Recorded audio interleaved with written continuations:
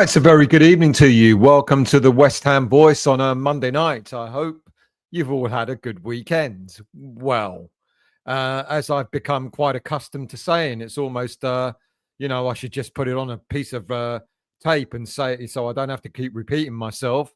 I hope you all had a good weekend apart from the football, because yet again, we got another thumping. Yet again, we're sitting there scratching our heads, wondering what on earth is going on. We've got a decent squad or half decent squad, but we're still getting thumped. We're still getting beat. Our tactics aren't great. Team selections leave a lot to be desired. Substitutions, say hello to Sushi. She's going to want to go out now, isn't she? I knew it. Substitutions are not great. And it's as if it's deja vu. It's as if we're back in the days of David Moult. Let me let the cat out.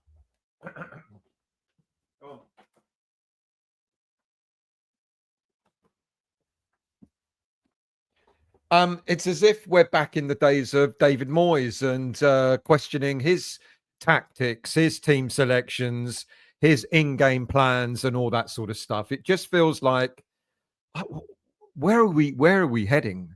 Anyway, I'll talk about the game a little bit later on, and I'll talk about the potential managerial replacements that people are banding around, because there's quite a few, and don't believe all the stories that are out there, as I keep always telling you. But first, let's go into the chat and let's... no, before I do that, because if I don't do this, I'll completely forget. Then I'll go into the chat, because I've got a load of shout-outs, and I've got some going back a few weeks because I completely forgot. So my apologies to those of you. So let me go through them quickly. A few weeks back, Jeff Gauci said hello to me. Hello, mate. Sorry it's taken so long to say hello to you. Dean, who said hello at the Phoenix, the mod club, on a Saturday. It was still sunny. That was about a month or so ago. He was standing at the bar with a Chelsea mate and a neutral. And he said, "Oh, you're still..." Yeah. I said, "Yeah, hello, mate. Thank you for saying hello to me there." I've got to say a big hello to the Mansfield Hammers. Was it you met Wiggy at the Forest game? I think it was, or it could have been another one. I don't know. And also to Miles, Paul, Jermaine, and Steve. So they were several weeks back. But also, at the weekend, I bumped into a guy, Ben, and his boy Zion. Hello to you guys. Thank you for saying hello to me. To Tim Bell, who came all the way from Australia. Oh, mate. I hope the game didn't ruin your time here. Plus the two lads who said hello on the overground train, got off at Hackney Wick. And, of course, I completely forgot to ask their names. So hello to you guys for saying hello to me on the train. And Anthony, thanks for the tip about the bar. We're going to give that a try, I think. As well as David at halftime in the smoking area. And Christian, hello to you all. So let's go into the chat and let's see who's in there before I jump straight into the show tonight. Hammerette, good evening to you. First one here, only 3 hours early. Usual. Latest name on the merry-go-round of nonsense is Mkenna at Ipswich. We'll talk about him later. Good evening to you, Cookie. I hope you're well. If you're paying for someone, pay for Silva. He's not happy with Fulham. I know he got offered Saudi, but that's where your career goes to die. I would love to think that West Ham United would approach a manager that's currently in a job, but we know that that's not going to happen. So I wouldn't mind Silva. I think he's a very decent manager. Would we go for him? Not whilst he's in employment. Stephen, good evening, mate. I hope you're well. Question to me. Nuno, take over from Potter. If Potter gets sacked by the club, would he be a good fit for West Ham? You're going to have to wait for my answer for that a little later on, mate. Gary, nothing changes until the board changes. And I know the protests are coming up. I'm going to speak a little bit about that later on. And we know, with the greatest of respect, that the board are currently going nowhere. Hamret, good evening to you. I hope I'm very well, and I hope you are too. Danny, sign the petition, get Brady and the Dwarf out of our club. I'd love to think that the petition would do that. I'm a realist, but absolutely go ahead and sign the petition, the Brady out, etc. I would love to think it will make that kind of change, but let's see. Graham, good evening, mate. I hope you're at Montreal Airport on Saturday waiting for my connection flight to Calgary to pass the time. You were at Montreal Airport. To pass the time, I listened to a watch-along. Holy crap, Potter must go. It wasn't good. It wasn't good. Mr. McLaren, how are you? Well, that was fun on Saturday. Absolutely not. Can't say I was surprised when I saw the lineup. And lo and behold, we got pumped 3-0. Would have been Potter is done. I think he is. Sorry I didn't come back to the pub. I didn't really feel like it. I hope that, mind you all turned up and you were pretty half smashed already, weren't you? Hammerit, Potter is unable to manage us competently. That's clear. What faith does anyone have that those two will get someone in that's capable? I have no trust whatsoever. Michael, good evening, mate. I hope you're well. Interesting fact, Mavropanos played positive forward pass it. Look, I like Dinos. I think he was really hard done by. Yeah, he made mistakes last season. But if I keep telling you that he's currently our best central defender this season, you'll keep laughing. And I'm going to say it again. He's currently our best central defender in this squad at this moment in time. Let's scroll down. Let's get some other names in. So do apologise if I don't pick out all your comments. Stephen, good evening, mate. Can't to HH. It's like they're watching. It's like watching a different player to me. I don't know who you meant, Hammerit, but you mentioned someone. Michael, I got one good thing from Saturday. Souček out for 3 games, so he can't play Jedward in the middle. Pity James Ward-Prowse is not out for 3 games, 4 games or more. Angus, good evening, mate. I hope you're well. Not criticised Potter before now. I wanted to give him a chance and believe in him, but now I'm wondering, and I think he's had long enough. I'd like to see more positivity and creativity. Good evening to you, Miss Smith. I hope you're well. Same. And I don't know what's gone wrong, because when he first came to West Ham, those first few games were really, really exciting. And then where's that gone? What's happened? Was did we have someone wearing a Potter mask for those first few games when he arrived at West Ham? Aston Villa away, the FA Cup. I'll never forget the buzz in the away fans area. The way we were playing that night, we just all were like, this is going to be great. Under Potter is going to be great. And then it happened for a few more games, and then boom, it just changed. Good evening to you, Clive. I hope you're well. No, just got confidence in our gracious leader. I don't know what you got confidence in him about or who the gracious leader is, but good evening to you. Darren, hope you recover from Saturday. Well, yeah, because I had Sunday to get over it. Who else have we got here? Jose Mourinho in a clown suit. Darren, is that you want him or you don't want him? Leslie, good evening, mate. I hope you're well. Good evening to you, Toha. How are you, Mr. Gilby? Thank you for the recommendation. Good evening. I hope you're well. It was good to absolutely on the train, mate. Yes. I'm going to mention it to the others, and I'm going to, we should come down there. But it's a bit of a long walk. You fibbed. It's about a half an hour walk back to the stadium. Not 10 minutes. Maybe I misunderstood. Maybe you said 10 minutes back to the railway. And maybe my brain went train station. No. Anyway, Clive, please thank you very much, mate. Much appreciated. Good evening to you, Steve Irons. How are you? All this shout of shite has got to change. Well, results going the same way. It's got to change sooner rather than later. Toha, not sure anyone ever used sweetie to describe me, but I'm taking it. Yeah, she's in a happy mood. Richard, we haven't got a decent squad. Our central defenders are poor at best. I take that back. I think we've got one decent central defender, and that's Dinos. And I know that's not saying much, but anyway. Lee, good evening, mate. I hope you're well. Thank you for joining. I'm as well as can be for a Monday. Do you know what? Me and the missus were saying earlier on that we kind of thought it was Wednesday. I don't know why. It didn't feel like a normal Monday today. Maybe that's why I'm in such a good mood. Josh, I'm very well. Really enjoyed it. Thank you very much. If anyone hasn't watched it, I did a comparison video. I did it on Sunday evening, where I talked about the last 10 years of West Ham United.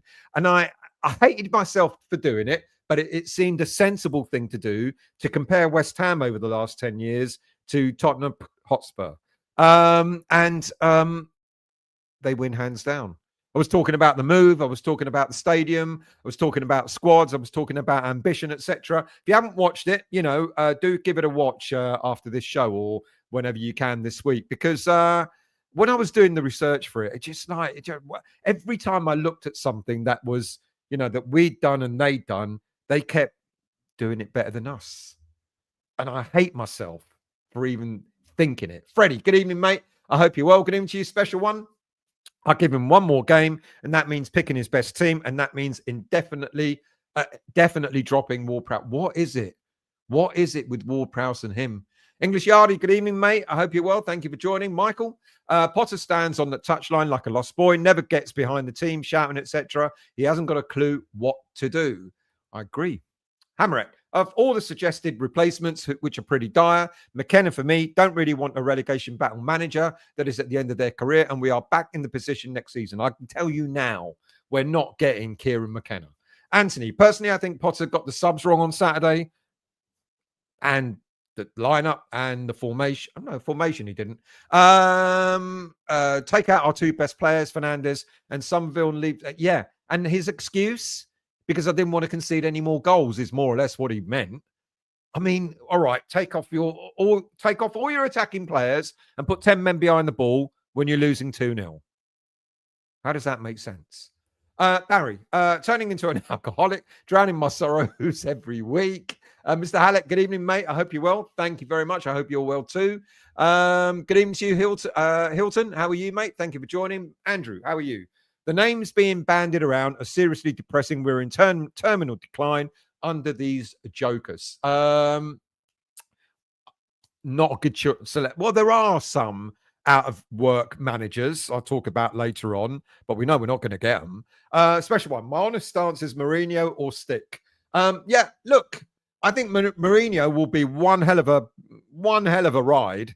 It will be frustrating, exciting, mad, enjoyable, everything all rolled into one. Do I think we're going to get Mourinho? No. Is Karen supposed to be going? No, another load of crap, and I'll come to that later on as well, Hilton. Anthony, the goalkeeper needs dropping. Agreed. Don't care. He's cost 17 million. Put Fab in for the Palace. I'll put Areola in. I've never had a problem with Areola. The one thing with Areola is people saying that his distribution was rubbish. You know what? I'll take him kicking it out into touch every day because he's a great shot stopper, you know, and he's got height, he's got reach, and I think he's been hard done by Areola. You know, if all it is that he can't distribute the ball, fuck that. You know, just what has Hermanson done since he's been here? I haven't seen him do intricate little passes with his centre backs. He's been hoofing it. Even I can go in goal and hoof it up. Toha.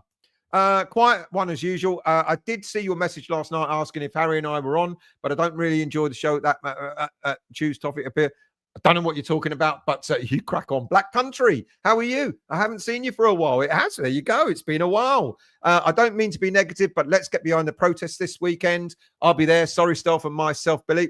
It's fine, mate. It's absolutely fine. I'm going to talk about the protests. I've even got a guest coming on this week, planned for tomorrow. We're going to do a pre-record, Paul Colburn, and we're going to speak all about Hammers United and the protests that are coming up. I don't know when that'll go out, probably Tuesday evening, but I'll let you know.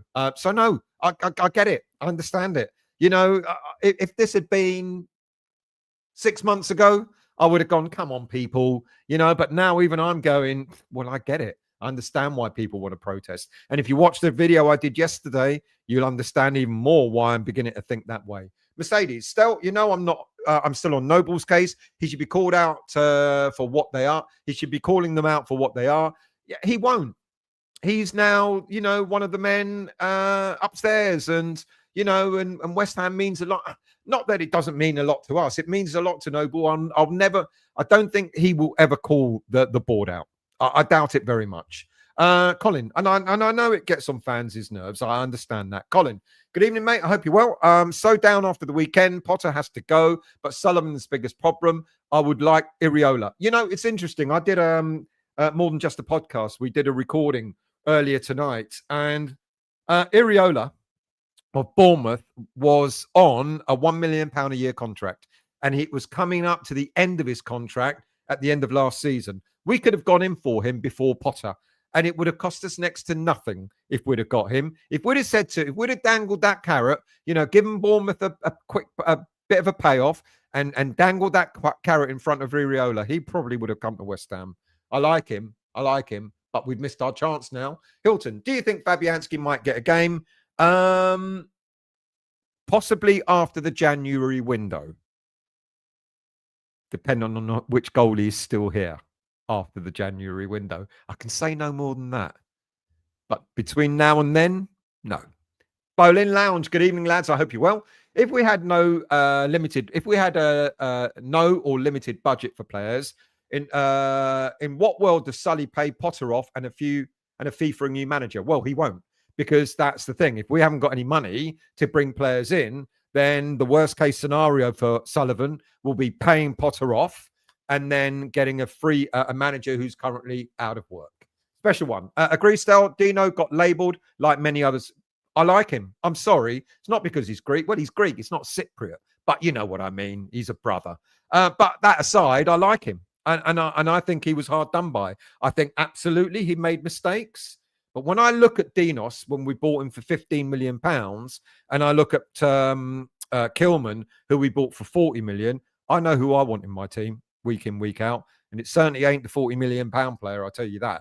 Who else have we got here? Anthony, remember what we was chatting about? Get Amanda Staveley in at the club, sort this shit out. Proper footballing person. Just look what she's. I totally agree. I do wonder. I'm going to talk very briefly about Vanessa Gold's shares a bit later on in the show. I do wonder whether Staveley would be interested, but it would be a small amount of shares rather than having a controlling interest in the club. But would it be a shoe-in? Yeah, I agree with you, Anthony. I really do. Mavropanos is definitely Hammerett, our best centre-back since Potter coming in. Andrew, we will end up with Southgate or Nuno. I did say on More Than Just a Podcast, you could be seeing Southgate coming in, and they almost threw me off the show. But you know what? It's possible. Barry, who's going to score against Everton with Souček suspended? Well, hopefully we'll have a striker starting. Everton, we got a couple of games before that. Well, hang on. We got Palace coming up first. Who's going to score against Palace? You should be asking the question. Special one. I want to see more fight is what I'm looking for. Potter is a drip and the team is a reflection of him.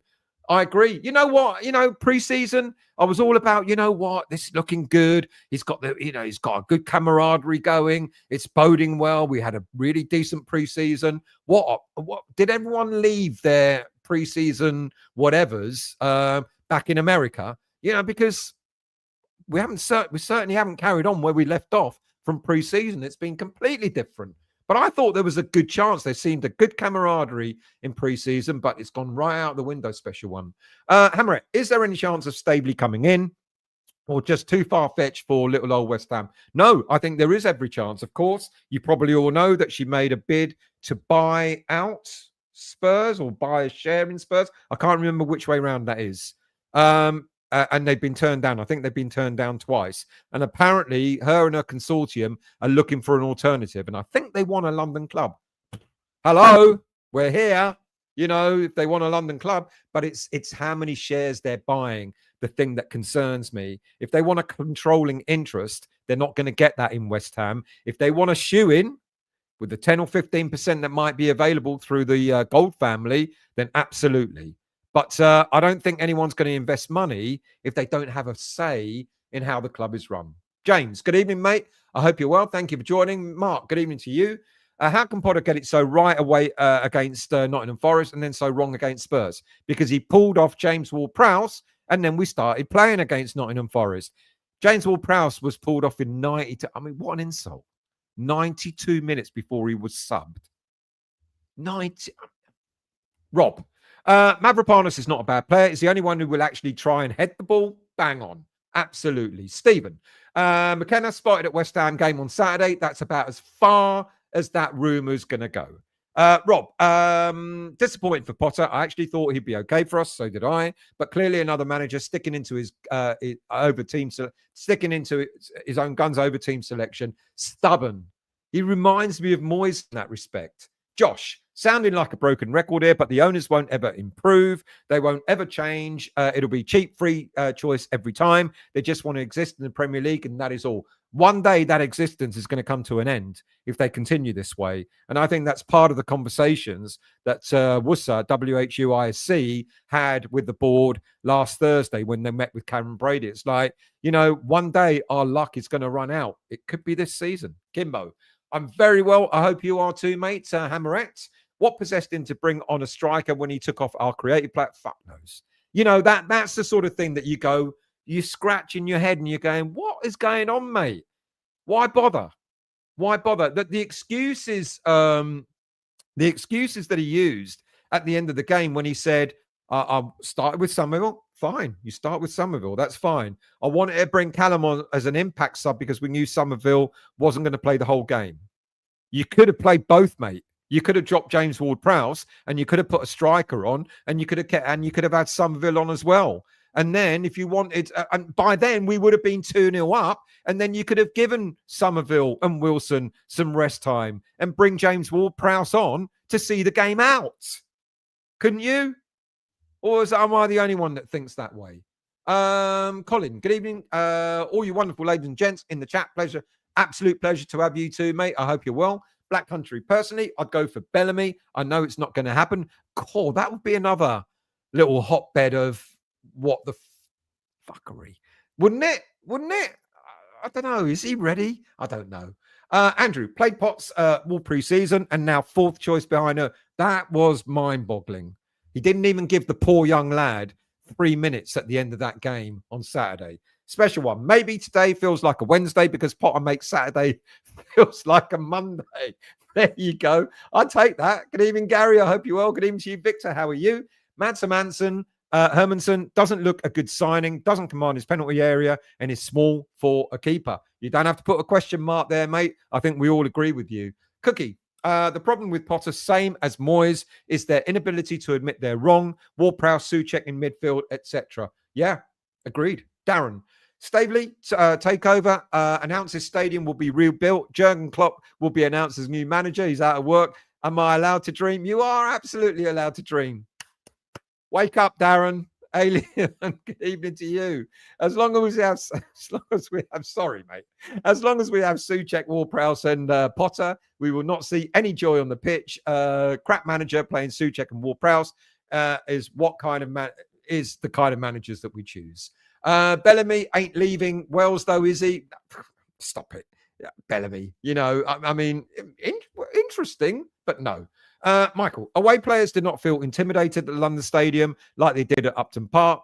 Fans are too far from the pitch and not heard. Look, I have said before that the stadium, there are stadiums in the world that are Olympic stadiums. A couple in Italy, for example, and they do make a noise. But I agree with you. It's the way that the stadium's constructed. Now, I hope out of the conversations that are being had with the board last week is how can we improve the stadium atmosphere? There are ways of doing it. You watch the show I did yesterday, then you'll hear about all that as well. So it's a possibility that we can improve that stadium, but it's going to take effort. It's going to take a little bit of money, which we don't have.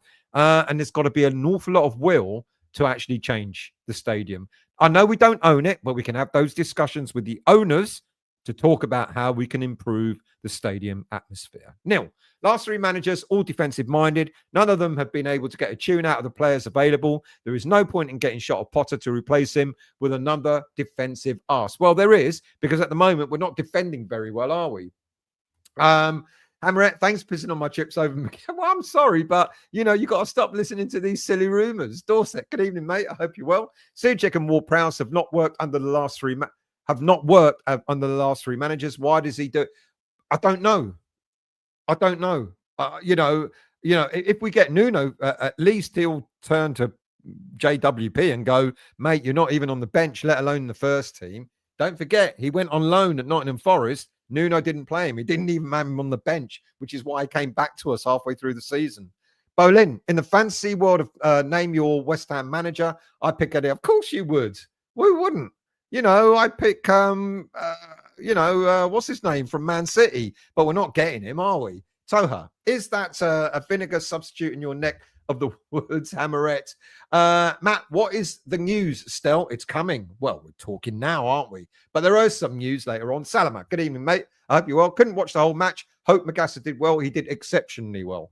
Josh, I think Potter's biggest weakness is how to react, or he's very doesn't do anything, does he? He can't set up correctly, but it's affecting the positive change he can't do. How many times did his changes last season result in losses?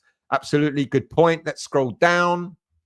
Anthony, takes us 15 minutes to walk from club to ground. All right, I'm going to give it one try, and I'll blame you if it takes longer. Paul, good evening, mate. Can't believe he didn't even play one pre-season game, and he gets to be number one goalie. Well, we only had him right at the end of the pre-season, but I get your point. He was injured most of pre-season when he was at Leicester. Frog, good evening, Viet Hammers. Hope all is well with us, mate, and I hope you are too. Harry, good evening, mate. I hope you're well. Oops, let's put that up again. It's all well and good talking about managers and formations, but the only way to get better is what the circus masters at the top, when they sell up, then it ain't going to get better, because as much as I would love to think that the protests and the discussions, etc., are going to make a difference, unfortunately, they ain't selling up. I know it's the camera angle. They look massive. Don't look at that. Look, I should be in goal. Look at those hands. Look at those hands. Stephen, we need to make changes for West Ham's next game. Quite a few. Absolutely, I agree. Let's scroll down. Mr. McLaren, I actually believe it doesn't matter who the manager is at West Ham, as long as the Poisoned Wolf and Cock in a Frock remain in charge of the club, they're going nowhere other than down. Yeah, I think we're going to be. It's going to be a tough season because I guarantee you they're not selling up. I'd love to say that they are, but they're not. Darren, good evening, mate. I hope you're well. Would be brilliant for us to take Mourinho as he's available. I would just see the fireworks and he knows how to make the team tick and win trophies. Don't disagree. Will he be taken on by short term? 6 months? Maybe. Actually, you know what? Didn't think of that. Sack Potter now and give Mourinho to the end of the season. Okay with that. Neil, no one is going to buy the gold shares unless they can secure enough other shares to oust Sullivan. This is it. You're spot on. Up the hammers. Good evening to you, Bob. We didn't have a good friendly games. We were lucky. Oh no, we played reasonably well. It doesn't matter about the results. We actually played reasonably well in the preseason friendlies. Stan, even if that what a drama this club lives in. It is, Stan. If we didn't have it, I mean, these shows would be boring as hell, wouldn't they? Social media would be like tumbleweed. we love to create drama, Stan, don't we? Bolin, no one has confidence in each other at the back. Centre backs don't trust the keeper and vice versa. How we have non-dominant centre backs and no keepers that can control the box is madness. I get why people would want Fabianski back in. Me personally, I want Areola back. I want him to go back in goal. Didn't she almost bankrupt herself, Stavely, Hammerett? I don't know about that, but she did exceptionally well at Newcastle. She may not be bankrupt now. Oh, I don't know, actually. You got me thinking, Hammerett. Richard, perhaps we should club together to buy the compromising photos Ward-Prowse has of Potter. Good evening, Trodge. Mav wasn't brilliant, but just the others are so poor that they make him. I'll take that. I'll accept that. But at this moment in time, I maintain he's our best centre back. But that is true. It's because the rest are pretty poor. Good evening to you. I hope you're well. Don't worry about being late, mate. Ronnie, I'm going to message you. I'll try and do it after the show. Who would want to invest to be run by Sullivan? True. Unless you've got to say, absolutely. Tim, Potters should go. I think that's what that's saying. Tim, good evening, mate. Thank you for joining. John, Souček red card was so West Ham apologetic. It absolutely was a red. It's like we apologize for being in the Premier League with no personality. Star players, get angry, please. Absolutely. I mean, it was an awful challenge. And it was a red card. But he did apologize. Darren, the special one, see, like in days gone by, you'd have gone in studs up and you would have gone, get up, wouldn't you? Darren, the special one, mine as well, mate. Would love to see him as our manager in the special one. If they want a world-class manager, Mourinho is the one. It'd be fireworks. Neil, I think Ward-Prowse was so invisible against the Spuds, Potter forgot he was on the pitch. Roberts, how far behind am I? Not that far. Robert, didn't the gold shares only put up 15%? You need at least 20 to have a day. Spot on, Robert. You're stealing my script. That's exactly right. I'll get onto it in a minute. Good evening to you, Sean. I hope you're well. Thank you for joining. Hammerett, I actually saw some peeps on social media blaming Souček for throwing the game when he got a red. We're already... How stupid is that? I mean, come on, throw in the game. Of all the players that's going to throw a game, it ain't going to be him, is it? Bolin, if Mourinho does come in, I hope we're prepared for the inevitable mess that it will end in, and it will end in an absolute mess. Good evening to you, Riley. Excuse me. Good evening to you, Riley. I hope you're well. As an outsider looking in, also survivor of Potterball, you need to sack him. West Ham ownership is a problem, but Potter is the biggest problem. Are you Chelsea or are you Brighton, mate? You let us know, because it's interesting, because the show I did earlier on, More Than Just a Podcast, John on there saying he's got Chelsea mates, and they said Potter is a fraud. You know, you're going to find out, but Potter is fraud. It's like, you know, it wasn't sour grapes or anything, but they said to him he's going to be found out sooner or later. And guess what? He is being found out. Yuha, I was at a wedding. Glad I did not see the game. I hope you had a much better time at the wedding, mate. And I'm sure you did. Sean on holiday. Which Sean? Sean on More Than Just a Podcast or Fresh Fielder Sean? Sean is back from holiday, and I did a show with him earlier today. That's going out probably tomorrow, I think. Matt Harrison. I know Souček is suspended, but seriously, will we ever be rid of him and Ward-Prowse in the middle? Well, you know damn well now that Souček is suspended, that cements James Ward-Prowse's position in the team for the next 3 games. You know that, don't you? Barry. Souček suspended. He'll probably play Rodrigo. Oh, fuck. It's got to be Magassa. Magassa looked really, really good. And Rodriguez wasn't even on the bench on Saturday. Bolin, only difference Souček's red card made was the amateurish way we reacted to it, conceding immediately straight after. Yeah. Trudge. Don't worry, everyone. Xavi, Klopp, and Zidane are all available at the moment. Darren, I'd pick Souček over Ward-Prowse all day. At least he gets the score. What does Ward-Prowse bring? He's set pieces of crap, and he's supposed a world-class free kick taker. Sky Sports said, "Love my arse off. They are dreaming." There you go. There you go. He's still trying to break David Beckham's record, isn't he? I watched the game with my uncle, an Arsenal fan, and he couldn't understand the enormous gaps between tiers, which we do not utilize. There's no way of using them. I mean, I don't know how to use them. One side, above the Bobby Moore Low, we are, they've turned it into a bar area, but you can't use it during the game. At least have people drinking, watching the game. They might get over the game a bit quicker. Toho, Newmarket is as exotic as Johannesburg, especially the Guineas shopping centre. I don't know what you're talking about, but you crack on. Frog, well, at least it's clear what the plan is when someone gets a red card. Do nothing.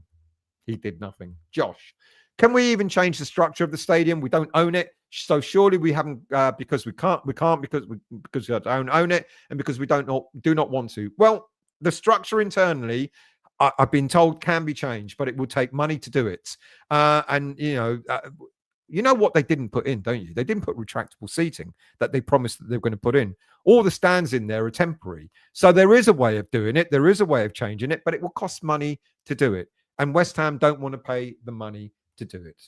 Hamrick, we have not gone this long without a home win in 22 seasons. I was a baby.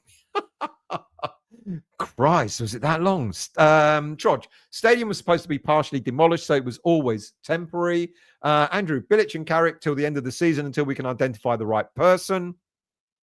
Would I take Bilic? Yeah, maybe I would. Sean, sorry, Potter should go. Who else we got here? Let's scroll down. Do forgive me. I'm trying to get in as many comments as I can from various people. Frog, we're only going to get candidates that come here for the payday. It's not worth the aggro. Who would want to come here and expect to be backed? That's a good point. 8. No way Jose would take a 6-monther. No way would he take a 6-monther. Well, I don't know. You know, he might turn around and go, if I get you into, I know, Europe, you give me a 2-year deal or something like that. Josh, I do wonder if relegated clubs, Wolves, Everton fans have talks like us, or is it just us? Or is every fan base this disillusioned with their ownership? Well, we know, ironically, that the Spurs fans were disillusioned with Levy. We know the Newcastle fans were disillusioned with that guy who owns Sports Direct or whatever the shops were. And I dare say there are 1 or 2 other clubs that probably think the same as well. Man United, you know, they hate their owners because they've absolutely siphoned off every penny out of that club, haven't they? So I don't think it's just us. John, Evening to you, mate. The only thing Sullivan has got right since he bought the club is that he is an ordinary coach and only a product of the Brighton system. The only thing Sullivan has got right since he bought the club is that he is an ordinary coach and only a product of the Brighton system. I'm guessing you mean by bringing Potter in. 6 times 9, Danny, how are you? Who in their right minds take Ward-Prowse off at 0-0, score 3-0 in 10 minutes then without him, then plays Ward-Prowse in the next game? Why? Exactly. I don't know. It is odd. It is very odd. Didn't he see that then? That all you had to do was bring your attacking players on, and all of a sudden it's a completely different game. Fatakis, Galispera, mate. I hope you're well. Blaming the stadium is an excuse. The fans don't get behind the players. We've got 2 behind, and people start leaving. Look. I've always said this, Fatakis. I've always said it takes. It goes both ways. Not only do we have to find a way of improving the stadium, but absolutely we've got to get behind the team as well. And I don't disagree with that, and yeah, of course, when the players are seeing fans leaving after 2-0, it doesn't help. Let's scroll down. Cookie, sorry. That's why we need a manager that backs himself. And I hate to say it, Mourinho could and would. I don't disagree. But I cannot see, well, never say never, but I cannot see Sullivan hiring Mourinho. Darren, Potts has lost the players. Look at them against the Spuds and Chelsea. Go a goal down. They just walk around not chasing after the ball or trying for an equaliser. They gave up. None of them want to play for us. Stan. Souček, red is a blessing in disguise. Potter has to try something different. Yeah, if he could have 2 James Ward-Prowses, he'd bring them on. Eamon, Souček suspended for the Palace game. He definitely won't drop Ward-Prowse now. Definitely. I agree with you. Michael, Potter is proving he's clueless with his team selections, but wouldn't you think he'd be intelligent enough to surround himself with knowledgeable staff, but no, they're as clueless? I don't know what goes on. What conversations does he have with his coaches, his backroom staff? What goes on? What goes on there? Troj, Souček is the only one who can clear our box with a header. Yeah, good point. Trapper, if Potter went, would you trust this board to make the right appointment? No, of course not. We know they wouldn't make the right appointment. Eamon, my money is on Nuno to get the job. So is mine. Bolin, maybe if we wait a couple more weeks, we could get Emery. Can't believe Villa have not scored. Or maybe Amorim. Amorim. Has he not proven to you yet that he's absolutely rubbish? Do you remember the big furore when we didn't sign Amorim? And we got what's his name instead? Amorim has proved that he's awful, and he has turned around and go, "I'm not changing my ways." Yeah, but you're losing games. Yeah, I know, but I'm not changing my way. What is it with these managers? I'm not changing my names. Riley, Chelsea, mate, you're absolutely welcome. And thank you for joining and getting involved in the chat as well. Special one. How difficult would it be for Sullivan to just allocate a budget to Mourinho and just leave him to it? Mourinho might run off with the money. Actually, Riley, you're a Chelsea fan. Would we benefit from having Mourinho now? Not the Mourinho you had few years back, but the Mourinho of now. Would West Ham United benefit? I'll read your comment if you reply to that. Colin, we will not get the stadium while Sullivan is still at the club because the London mayor won't deal with him. No, we won't get the stadium, full stop. So, the London mayor doesn't want to sell it. They wants to keep the legacy of athletics, and so we're not getting it to knock it down to build a footballing stadium. Victor, Magassa was a plus when he came. The only thing that we could do is look for a piece of land in Essex or somewhere, or borderlines, East London, borderlines of Essex. Go and find ourselves a piece of land and build a new stadium for £350 million, give or take. 45,000 seater stadium, good enough for us. We don't need a 60,000 seater stadium. With the greatest of respect, we need a 45,000 seater stadium. 50, all right, let's push it to 50. 50,000 seater stadium and have done with it. In an area that not only East London fans can get to, but also we've got to have a good, train lines and all that sort of stuff. But that's the best we can do. But under this ownership, that ain't going to happen. Magassa was a plus when he came on. He put his foot in. I like him already, and that's just from watching him for half an hour. Hammerek, Fatakis, I understand how you think, but to stick around when we are getting thumped, when the manager does not have a clue, you may as well beat the queues at the station. Well, I stay till then, but that's me. And I did complain about fans leaving early before, several times before. But I can't anymore. Well, I mean, you pay your money, you make your choice, and I can't say anything. I mean, me personally, my mates left at the on 64th minute when they scored their third goal, and they went, "Come on, we're going to the pub." And I'll see you later. I don't know what it is about me. I'll stay. I don't know why. Stupid. Glutton for punishment. Who knows? But each to their own. Dads, good evening to you. I hope you're well. I'm very well. I hope you are too. Jim, I feel sorry for my granddaughter. I told her to go to an away game. She will love an away game. Going to a home game is painful. But you've got to go through that pain. You've got to realize what it's like to be a West Ham fan, haven't you? Dads again. Nuno, Deitch, Mkenna, Rogers, Southgate, all being linked is making my blood boil. Forget Mkenna. Rogers, he's in a job, so forget him. Nuno, Deitch, and Southgate, yeah, they're all out of work, so quite possible. English. The only good thing is if Nuno is the coach, he won't play Ward-Prowse. Don't forget Ward-Prowse at Forest was on. Absolutely agree. Michael. Apparently, Souček is now under investigation for strange betting patterns back in Prague. Riley, the biggest problem with Potter is that he instills a loser's mentality into players. It's taken us a while to get the winning mentality back at Chelsea. Potter kills the confidence of players who need him. Wow. But he's done all this psychology crap, hasn't he? Meant to be positive thinking and all that. What's all that about? But mind you, some of the press interviews that he's had before and after, it's like, mate, if anyone needs a psychologist, it's you.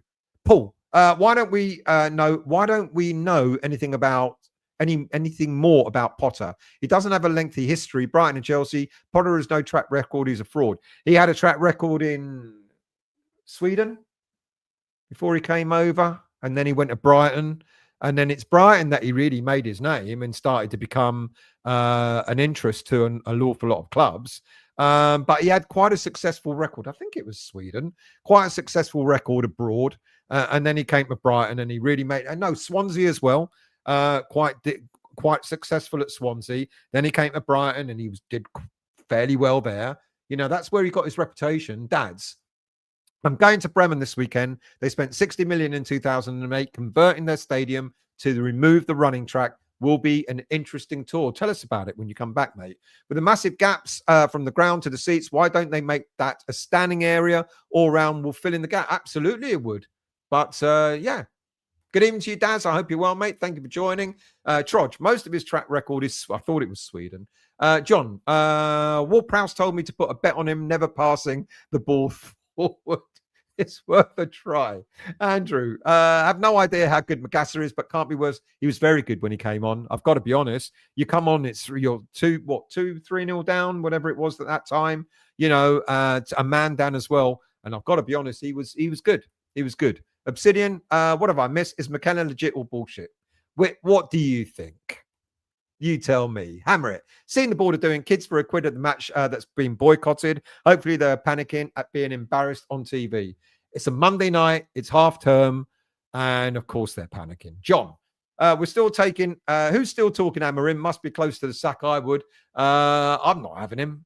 I'm absolutely no effing way would I want Amorim. I think he's as much a fraud as Potter is. Hammer it. Stell laughed at me when I said I wanted him. Make of that what you will. What did I say? No, I didn't laugh at you about Mkenna. I just laughed that you think we've got half a chance of getting Mkenna, is what I laughed at. Victor, I would look at a younger manager, someone like Cesc Fabregas.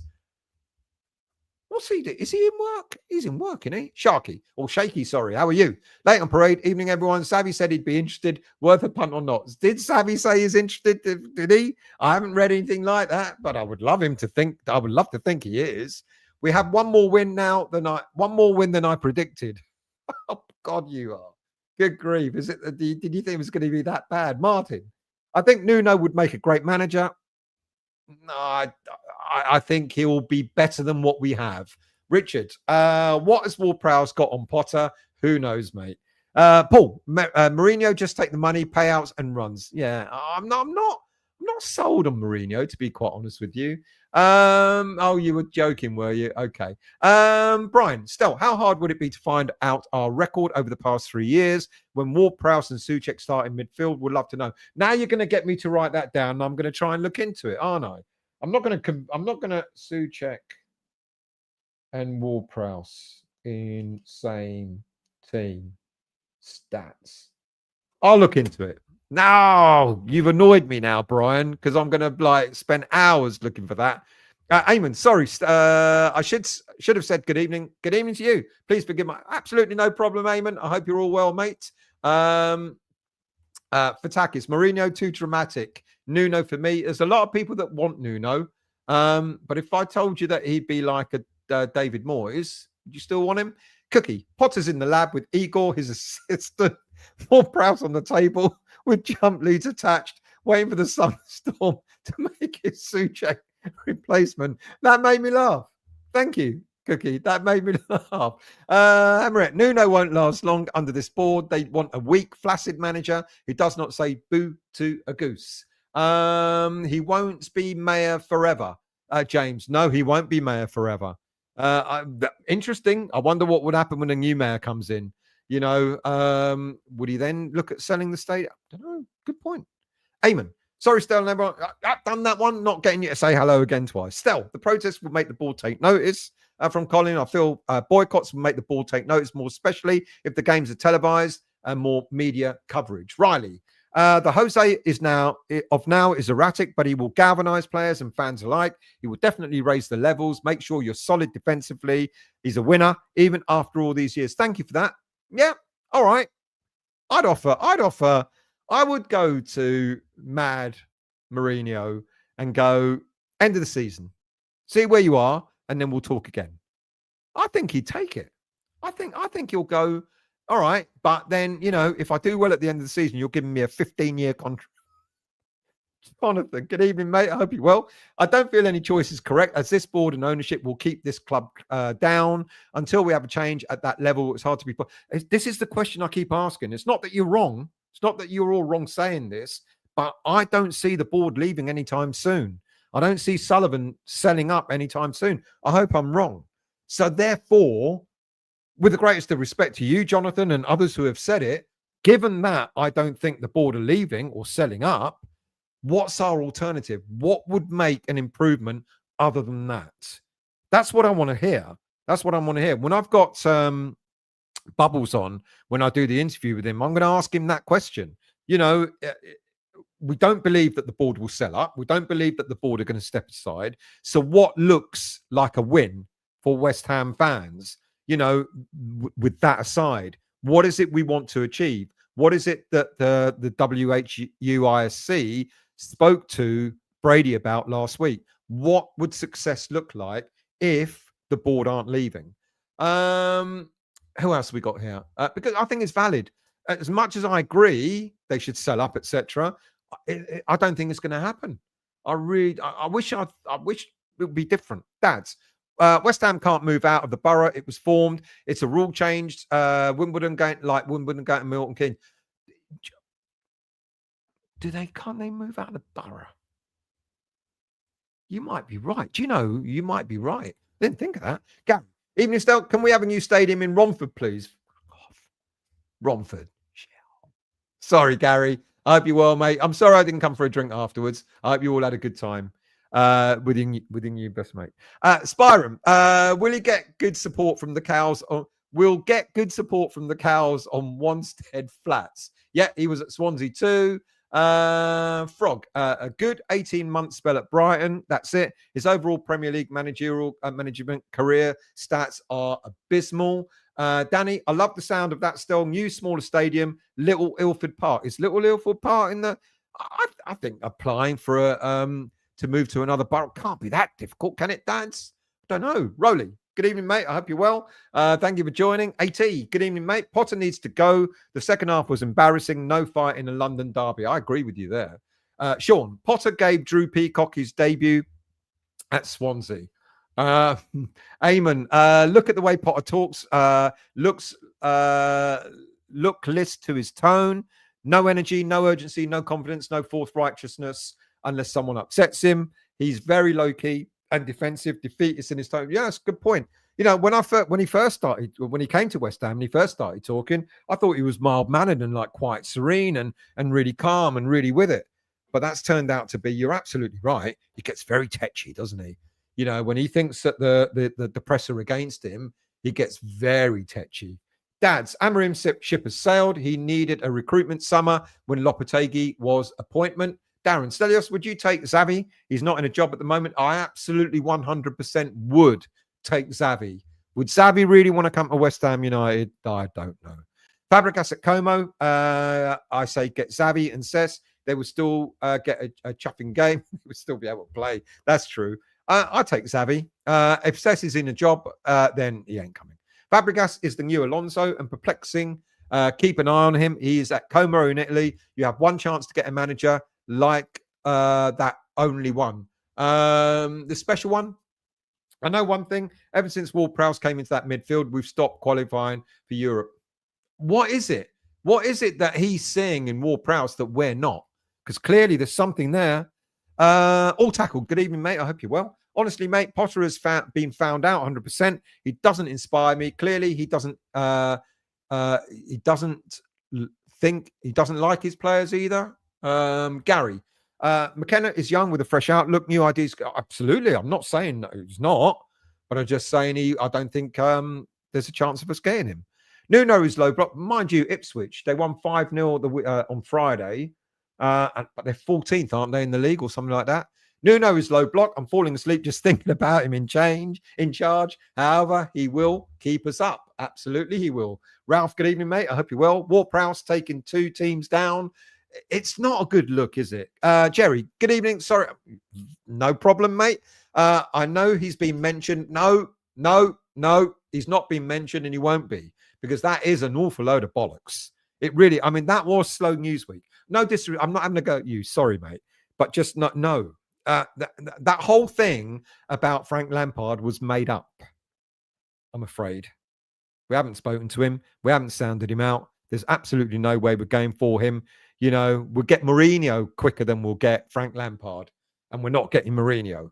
Dad's Frank Lampard is better than Potter, and his works with the youth. After all, he is a product himself. He ain't coming. Forget about it. And Frank Lampard is too divisive. He's not done well in the Premier League. Let's not forget that. So no. Ronnie, West Ham was born in Essex when I was born. West Ham was in Essex when I was born. Vatakis, I can't see where the next 3 points are coming, other than the Arsenal away 3 years ago. 3 years in a row. Of course we're going to beat them away. We'll lose against Crystal Palace. We'll lose against Everton, and we'll spank Arsenal. A 1-0 thrashing, as my mate Mark Churchy will say. Josh, I don't live in East London, so I'm not overly familiar with it. For those who do know it, where would you think would be good to have a new stadium? That's a good question, actually. Sean, did Genoa fans get to play the Cornet offside drinking game? He's gone over there, isn't he? I haven't even looked to see if he's started any games yet. All tackled. If Potter goes, the next manager will have no money, as we'll be flogging more players we're overpaid for, like Kilman and Todibo. Yeah, don't disagree with that. Leon, evening Stel, evening to you. Doesn't matter who we get in, the board interference will hinder performances. Yeah, I know, Riley. Drew, Jonathan, without the board selling up, the only second option is hands off, proper CEO to run the club properly, a proper strategy and ethos, director of football, reasonable investments in players, and a coach. Totally agree. Makes sense, doesn't it? But it won't happen at West Ham. Hammerat, Burnley held their own yesterday until the very end. Yet that one side I was convinced would be going down. They have a better goal difference than us. Everyone's got better than everything than us. That's the club can move out of the borough, but all the silverware has to remain in the area. What fucking silverware? I'm sorry, the Europa Conference League, you mean? The club can move out. I'm sorry, mate. The club can move out. The fucking silverware. The club can. Oh, we got fucking hordes of it. Fucking hell, what are we going to do with it? Sorry, dads. The club can move out of the borough, but all the silverware has to remain in the area. If we leave Newham, we could lose our heritage, which is also an independent football regulator requirement. Well, you know more about it than I do. So what? So we lose our right to claim that we've won the Cup Winners' Cup, and we've won the FA Cup and the Europa Conference League. Is that what you're saying? I'll take that. It's still there. It's still West Ham's. Josh, I don't even watch Potter's press talks anymore. I'm going to look into this, Dad. You've got me confused now. I don't even. I'm not saying you're wrong, but I'm going to look into it. I don't even watch Potter's press conference talks anymore. The sharp inhales, the non-answers, the false positives pisses me off. I hate the find the positives in everything. Bollocks. Say how you feel. Ronnie, Xavi would probably get in our midfield. He'd run it, mate, wouldn't he? 8. When he arrived, his communication level was to beat. When he arrived, his communication level to beat Floppategi, and to be honest, I welcomed it. The root cause starts when Floppy was an override decision. Matt, Xavi all day long for me. Unbelievable stats managing Barca. He's won it all. He'd get us playing mouth-watering football. I would love it, but it's just not gonna happen, is it? Spyrum. A professional setup with a good experienced director of football where Sullivan doesn't interfere in the running of the club, and the pigs flying across the sky are singing "I'm forever blowing bubbles." Trodge, Lopetegui has family issues. Potter not got that distraction, and he has less points than him. It's a good point. His father died while he was at West Ham. Other things were going on. Yeah. Hammerit, the only presser where Potter showed any passion was his embarrassment at Brighton. The Germans were fucking shite. Josh, I did not think a low block was the issue with Moyes. My issue was his inflexibility and especially how he rolled over for the likes of Arsenal and Liverpool. It's like he thought they were too good. But Potter is beginning to say the same stuff. When we played Chelsea, they World Club champions. When we played Tottenham Hotspur, they're in the Champions League. I'm beginning to hear the same sort of rhetoric from him. Miss Smith, Eno can do one. Xavi was shite and Frank can eat a ripple. Brian, Xavi might not want to come here, but money talks still. Money makes people do all kinds of things. I asked my ex-wife. We won't have enough money to offer to Xavi, so that means he's definitely not coming. John, Potter's round at James Ward-Prowse house, smashing his misfits whilst he's on the pitch. That's a cardboard cutout of Potter. You lot are fucking nuts. Glennie, good evening to you, mate. I hope you're well. Potter's midfield team selection is too defensive with Ward-Prowse and Souček. The worry is he can't see that this isn't working, and his first team choices are odd with no striker starting. Dads, Lampard got Chelsea to 4th under a transfer embargo and used youth such as Tamori, Gahey, James Mount, Abraham. Also got to an FA Cup final. All right, stop telling me I'm wrong. Michael, when interest, but he's shit now. When interest was first shown in Ward-Prowse at Southampton, I watched him in games a couple of times and he was no way impressive. Now he's with us. I'm less impressed. What did we ever see? Moyes wanted him. Moyes wanted to pay £30 million for him, and Moyes got him. Matthew, a bit like, Kilman. Lopetegui wanted him. He got him for £40 million. The only manager that got players from the Championship and got us playing decent football, in my opinion, was Alan Pardew. Well, and Moyes got Bowen, got him from the Championship from Hull City. You could almost say that the Czech League, by getting Souček, is the equivalent, if not worse, than the Championship.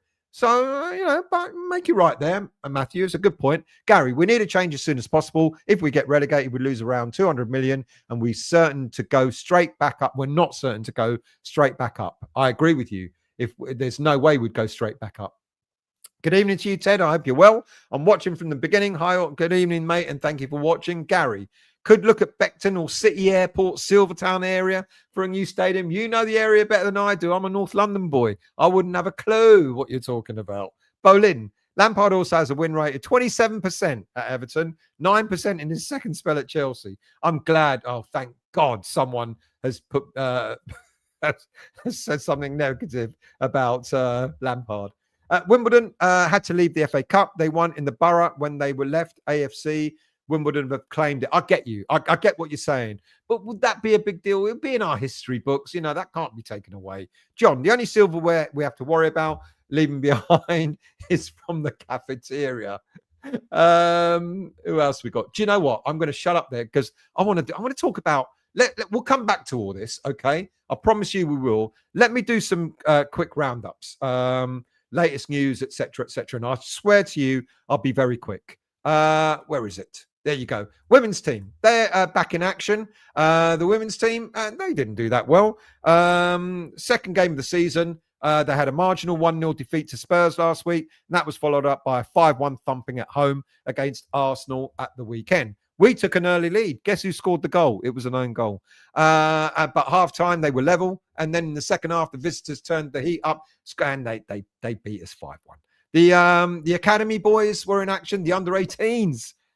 Gee, what has happened this weekend? The under-18s hosted Spurs. And guess what? They got thumped 5-0. A couple of hours before we got beat 3-0. There you go.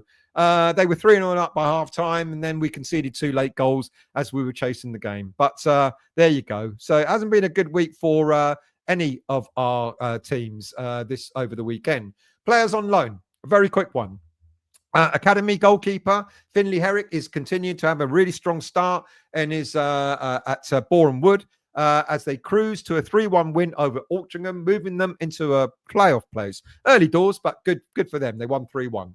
Also in the National League, we've got Mason Terry at Braintree Town, who were edged out 3-2 in an entertaining game against promotion favourites York City. And in League One, Gideon Kodwa made his third consecutive start for Luton Town, who were beaten 3-2 by Plymouth.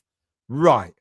What about the game? Let's talk. Well, I'll tell you what the rest of the show is going to be about. I'm going to briefly go through the game, and then we're going to talk about Potter and various other current news bits. But before that, I'm taking a drink.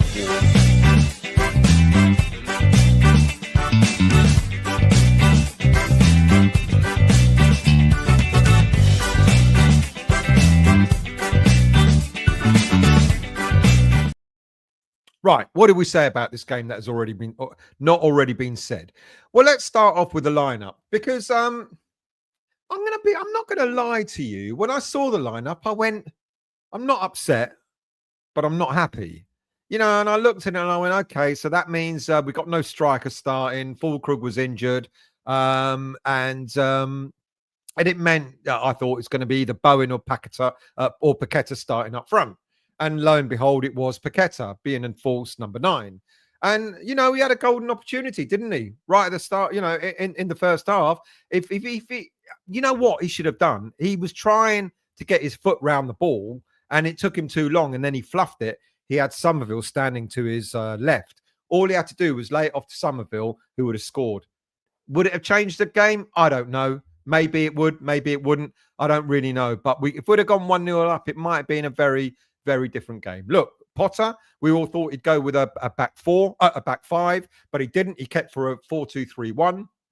Only changed to the lineup against Nottingham Forest a few weeks back was replacing Fulkrug with Somerville, but Fulkrug was named on the bench, which I found quite strange. If he's injured, he's injured, you know, and if he's not, then why put him? Just start him. Anyway, Potter decided to go with force number 9. But what was interesting is not who Potter picked, but more about who Potter didn't pick. Aaron Wan-Bissaka was named on the bench, but he wasn't on the bench. So all I can think of is that he must have picked up some kind of knock during warm-up. Now, nothing's come out yet because what happened was on the bench, Aaron Wan-Bissaka's place was taken up by Lucas Fabianski rather than anyone else. So we had 2 goalies on the bench. But the reason why we had 2 goalies on the bench was because it looked as if Aaron Wan-Bissaka must have pulled out of the squad at the last minute. We've not heard of him being injured. I don't want to start a rumor that maybe he fell out with Potter because he wasn't picked, etc.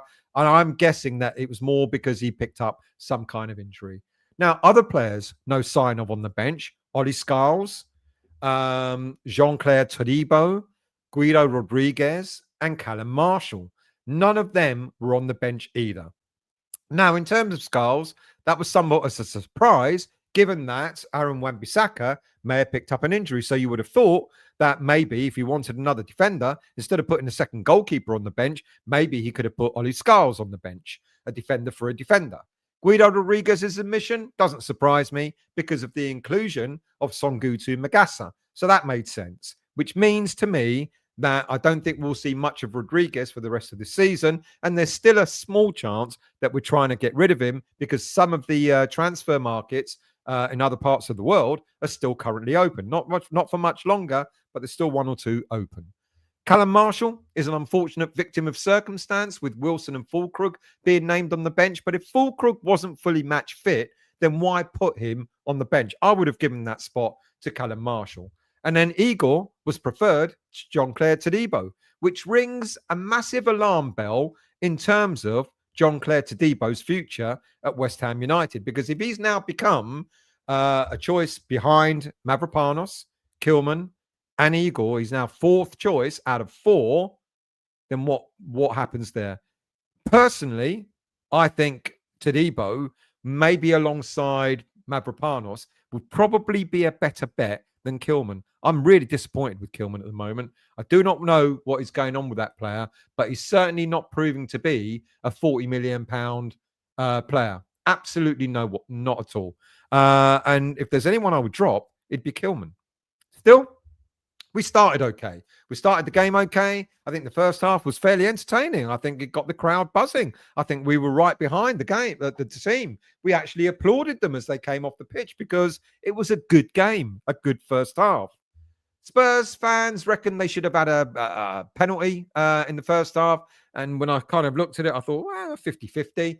And they also felt that their goal shouldn't have been disallowed. But that was obvious. There was a foul. But it's interesting that Spurs were doing the same thing to our defenders throughout the whole game. Every time they got a corner, they were grappling with our players, etc.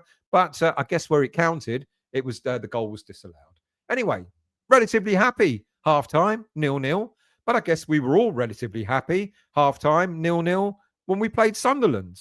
And then what on earth happened in the second half? Just like at Sunderland at the beginning of the season, the same thing happened again against Tottenham at the weekend. Look, we started badly. The first couple of minutes of the game, I think they had something like 9 corners in the first half, and let's give or take, something like that. And we didn't learn our lesson in the way that we were marking our corners, and we did exactly the same in the second half. We were front-loading our defenders, all this zonal marking malarkey, and there were half a dozen of their players just waiting for the ball at the back of at the other post. And they were doing this all the time. Every time they got a corner, they were knocking it deep. It wasn't these short corners or like to the front post. It was the back post they were aiming for, where all their players were. And sooner or later, we were going to get found out. Surely at half time, Potter would have gone, try not to concede any more corners, lads, because they're dangerous. I mean, goodness, they had something like 13 or 14 corners throughout the whole game. And sooner or later, it was going to happen.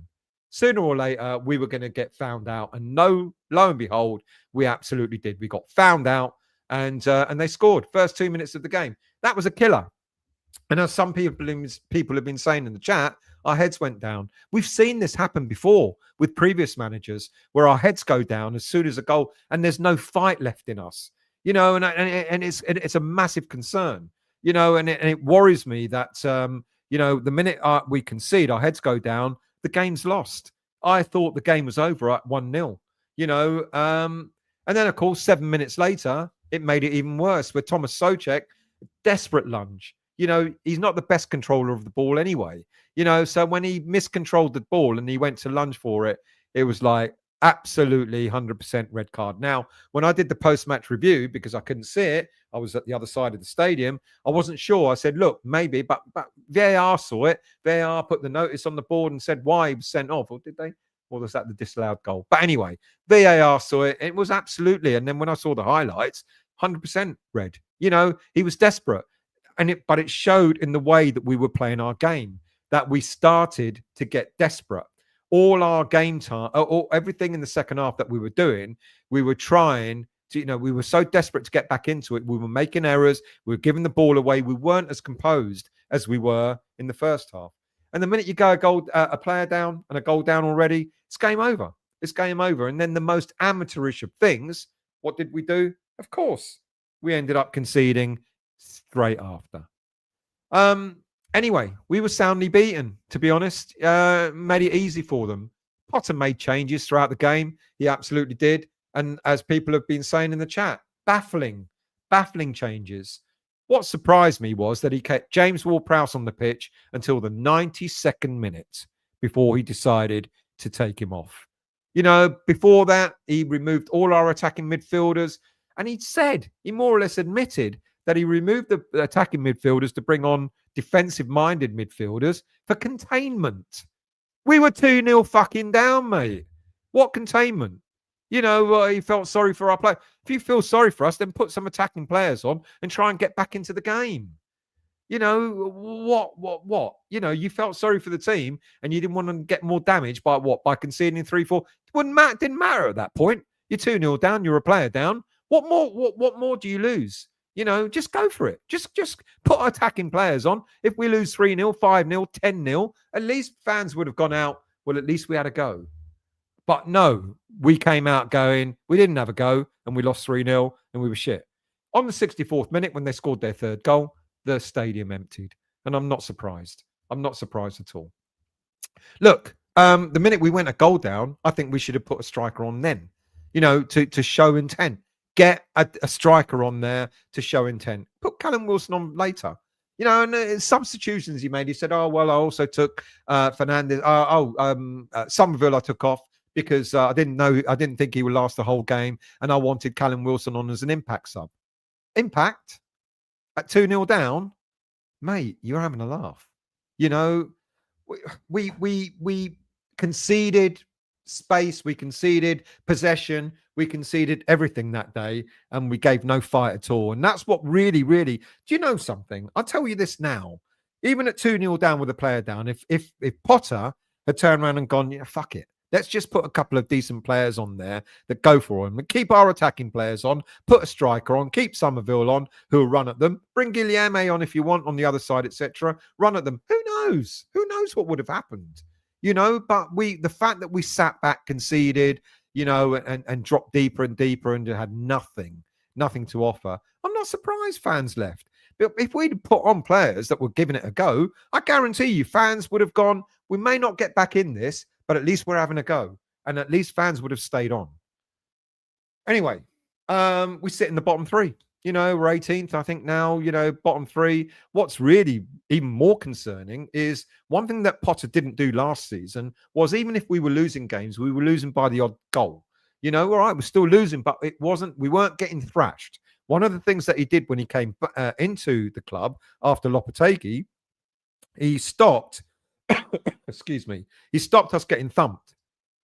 This season, you can't say the same thing. 3-0, 5-1, 3-2 in the cup. 3-0 again. We played four or five games so far this season, and we've been beaten soundly. Like we keep conceding 3 goals or more. So he's not even doing that. He's not even shoring up the defense anymore. Now, look, people have been talking about our defenders. We haven't got a bruiser in there. We haven't got a central defender that's going to get his foot in. It's going to get his really stuck in there. We haven't got players that can handle set pieces. We haven't got a goalkeeper that can command his box. The whole idea of getting Hermansen in was to have someone in more control. That's not happening either. And Potter doesn't look like he's going to change his ways. Hermansen in goal worries me. Yeah, I know he pulled off a great double save near the end of the game to deny Kudus getting a goal. But, I just think overall, he hasn't got the stature. He hasn't got the height to be able to be what I would expect there to be a world-class keeper. Yeah, and Fabianski coming back, like I said, is a bit of an eye-opener. It's going to be interesting to see what happens with our goalkeeping situation in the January transfer window. But at this moment in time, I put Areola back in goal. Areola's a better shot stopper. Areola probably would have had more chance in stopping some of these goals going in the first few games of the season than Hermansen has. Hermansen's had no preseason. He came straight back for injury. I think he had one game with Leicester preseason and then came straight into the West Ham side and straight into the team. It's not working. It's not working. Kilman is looking worse and worse by each game. James Ward-Prowse and Thomas Soucek in the middle of the park should just stop. And even though Soucek is now suspended for 3 games, I would also drop James Ward-Prowse for the next game, but you know that's not going to happen. You know, if there's one constellation that I'm looking forward to is Songutu Magasa looked really, really decent. He was putting his foot in there. He was getting stuck in. He looked decent. He knows how to control the ball. He knows how to stop block shots, etc. Do something with the ball. Try and make use of the ball. And I'm looking forward to seeing more of him. And I'm expecting him to start in place of the suspended Souček in the next game against Crystal Palace. I thought Diouf played really well. I thought he kept Kudus relatively quiet, offered him nothing. He got stuck in as well. And I like the young lad. I think he was really good. You know, I think Fernandes, Paqueta, all right, but Paqueta flew all the way back from where was it? Bolivia, and then straight into the team. That wasn't going to work. And maybe, ironically, if there was anyone I would have given a rest to and then brought him on later, it might have been Paqueta because of the travel that he did. But we now have what I want to see on Saturday. I want to see a 4-3-3, and I want to see the three in the middle being Magasa, Fernandes, and Paqueta. I want to see those three. Up front, I want to see Wilson, Füllkrug, forget about him. Too injury prone. Start Wilson, see how he gets on. And if he tires, then bring someone else on as an impact sub. Start Callum Wilson. Let's see what he's got. And have him flanked by Bowen and Somerville. And then a back four. I would genuinely drop Kilman. I keep the youth. Walker Peters or Walker Peters or Wan-Bissaka on the right. I don't mind either or play Wan-Bissaka in the middle alongside Mavropanos. But I'd drop Kilman and I'd drop Hermansen as well. Look, Potter's got a lot to put right. Potter's got 3 games between now and the next international break. I'm going to go into in a minute what I think how long Potter might last for. But before I do that, I want to bring you up to date on a few headlines. And the first off is Vanessa Gold. I'm going to finish off with Potter. You can have all you'll say about Potter. I promise you that in a minute. But let's start off with the myth that was going around only the other week. And then it was exclusive, as if she's not selling 25% shares. So anyway, back in 2023, when David Gold died, he passed his shares of West Ham to the Gold family. And that resulted in 25.1% shares that Gold owned. Now, I remember reporting this back in 2023 because no soon after David Gold passed away, his oldest daughter, Jacqueline Gold, also passed away. And so the shares went to Vanessa Gold. And so she inherited 25.1% shares in West Ham United. Now, Vanessa Gold was never going to sell all those shares. She said, I will be selling some. And the figure that was bandied around was 10 to 15% that she was looking to sell. Now, all of a sudden, it's come as a surprise to people. Is this why West Ham United can't sell their shares? Because they're not going to buy a controlling stake in the club. They never were going to buy a controlling stake in the club. Vanessa Gold appointed Rothschilds to look for a buyer. It's also been suggested that Karen Brady has flown out to America and the Middle East looking for potential buyers, but no one's taken them up. Because, as was talked about right at the start of the show, 10 or 15% does not get you a controlling interest in the club. It will get you a shoe-in, absolutely, but not a controlling interest. So I was a bit surprised when I saw a headline, an exclusive headline the other day saying Vanessa Gold is not selling 25% of her shares. She's only selling 15%. Well, I told you that 2 years ago. And I didn't tell you that. You could read it anywhere that you wanted, that was the case. So when people are saying, why can't we get investors into the club? It's because they're not buying a controlling interest, which means that it's currently putting potential shareholders off. Now, current shareholders have got first right of refusal. David Sullivan has, and so has Kretinsky. And it fascinates me how every so often fans and journalists report on Kretinsky as being West Ham United's saviour and how much more of a strategic role he's about to take in order to save West Ham from the clutches of David Sullivan. Well, he's been there now, what, 4 years, give or take, maybe a bit longer, I don't know. And in reality, Kretinsky has had exactly 2 years to make his move on buying the gold shares, but he hasn't shown the slightest bit of interest.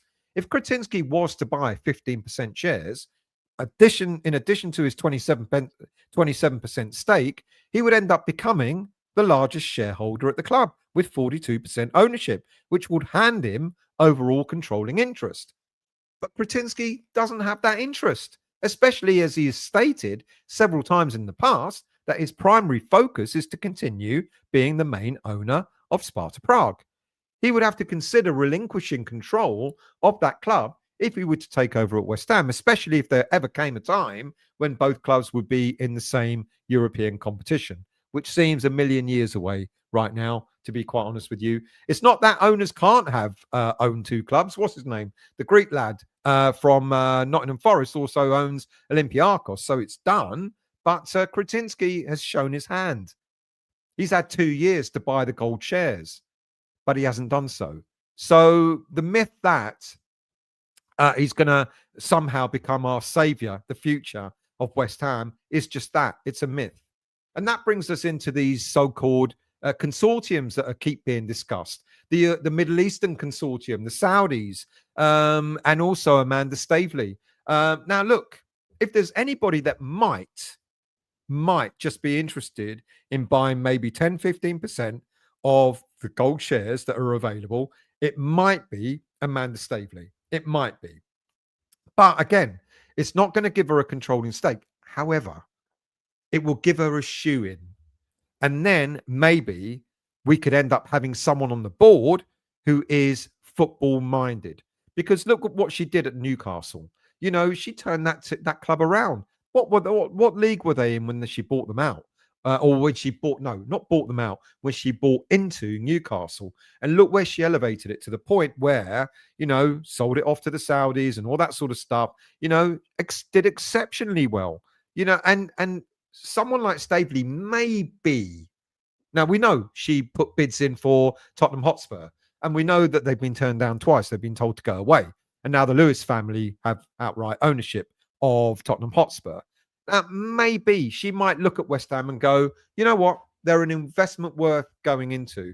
Because if I can go in there and try and influence and give some guidance in terms of my football understanding, maybe that could be our saviour for West Ham United. Because David Sullivan will have an investor in Amanda Staveley. He'll get an investor who is footballing focused, footballing minded, and perhaps that could be an influence. That could be the sort of person that can come in and influence for the better. I'm all for Amanda Staveley coming in if she thought that it was worth getting that 10 or 15% shares that Vanessa Gold owns. That would be a smart move by David Sullivan. With everything that's going on at this moment in time, that would be a very smart move by David Sullivan. Look, we've got protests coming up. You know, David Sullivan is never going to relinquish control of West Ham United, but he could be swayed by getting someone like Amanda Staveley. It ticks all the boxes. If Amanda Staveley came in and went, I'll buy 15%, but I need some kind of input into how the club is run.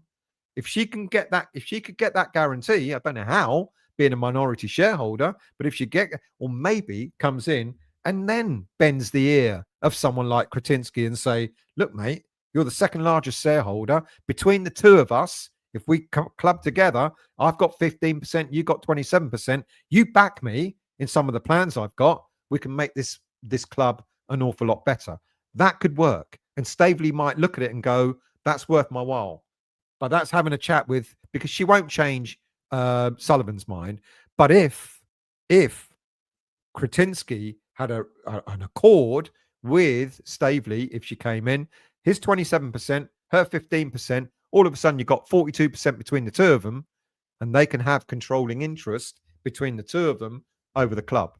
That would work. And I wouldn't mind Staveley coming in. as I've said, we've got all the marches and the protests coming up. They're all looming. The planned march before the Crystal Palace game this coming weekend. It's claimed that there was an emergency board meeting that was held last week to discuss the letter of no confidence that was sent to the board by Hammers United, West Ham United ISC, Independent Supporters Club. I think it's club. The WHU ISC. Basically, I asked the question, what's the difference between the FAB and the ISC? And I was told the FAB, Fan Advisory Board, is part of the group that meets up. It includes Karen Brady and people, representatives of West Ham United. Whereas the ISC is all those fan bases, Hammers United, etc., all those groups without the board in it. So at least I now know. Now, apparently, there was an emergency board meeting discussed last week to discuss the letter of no confidence that had Daniel Kretinsky attending. Now, I cannot say for sure whether this happened or not, because different people are giving me different views on it. Some are saying that this meeting did happen with Kretinsky. Others are saying, no, it didn't happen. So I don't know.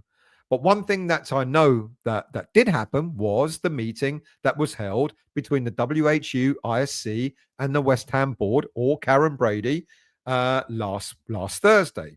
Representatives met with her, and they went through. Apparently, it was quite amicable. But all this talk about Karen Brady resigning is all claptrap. It wasn't talked about. It wasn't mentioned. Wasn't highlighted. It wasn't talked about at all. But what would be interesting is to see what the minutes of that meeting are. What was discussed? What plans did the ISC offer? What way forward did they offer? Because if it's not on the table to have the board resigning or the board selling up, then what is, as I asked earlier on in the show, what's the next best thing? What else is there going to be apart from going board out, resign? The board aren't going to resign. They own the club. They own it. They can't resign from it. They can step aside and bring in a footballing person, but they're not going to resign. Will they sell up? I really, honestly, I wish I could be different in this view. No, I don't think they will sell up. Now, look, I've got a special guest coming on Tuesday. We're going to do a pre-record because we're meeting at 3:00 in the afternoon. So I can't record it live. I can't do it live. Can I do it live? No, I don't think I will. No, I've got Paul Coburn coming on. We're going to discuss the planned protest, the marches, etc. And hopefully I will put that out on Tuesday evening. So look out for that. But what we're all waiting for at this moment in time are the minutes of that meeting that was held with club representatives last week, and see what comes out of that. I hope it's something positive. What I'm expecting is that Karen Bray, she's clever. She can be quite wily if she wants to be. What I'm expecting is that the West Ham United board will turn around and say, we've listened to you. Here's our proposed plan. If we agree to this, we want you to stop the protest. That's what I'm expecting to happen. So I'm expecting those minutes to come out Wednesday, Thursday at the very latest, just in time for them to go, look, guys, we've listened. This is the plan of action that we'll agree to, so long as you stop your protests and so long as you stop the boycott of the Brentford game. That's what I expect them to do. They're not stupid. They're going to try it on. That's what they'll try to do. Whether the protests still go ahead or not is dependent on what's in those minutes, what action plans are being proposed. If they're acceptable, then the WHISC have got a decision to make. They could either turn around and go, look, you know what? They're talking business. They're talking about moving forward.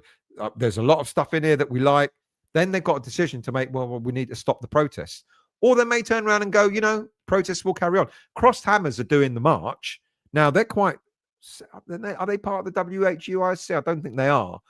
So they're doing the march. So they could still do the march separately, but it will have more kudos and more people attending if Hammers United and WHIC are behind it. But if Karen Brady, what I suspect, if Karen Brady turns around and goes, I'll make you a deal. Here's what we're going to do. This is the plan of action we're going to do. We're not going to promise you everything, but this is the plan that we're going to try and help achieve. I think that's what Brady will do. And then she'll turn around and go, But you got to stop the protests in order for us to do that. That's what I'm expecting. Let's move on. Graham Potter. Now, one of the quick wins that the board might consider is replacing Graham Potter sooner rather than later. It's evident that he's not succeeding at West Ham. What an understatement. It has been suggested that Potter is now laying the blame on the board for having not backed him in the summer transfer window. Here's my counter argument to that. Number one, he must have known what he was letting himself in for when he agreed to take the job on in the first place.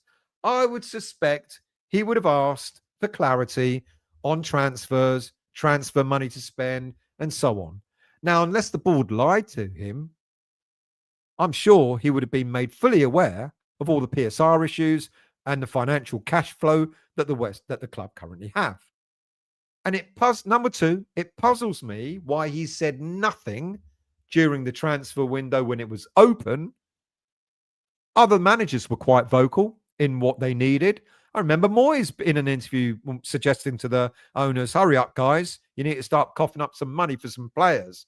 And lo and behold, that happened. Now, he said nothing during the window. So regrettably, Mr. Potter, suggesting that you're not being back now is rather too little too late.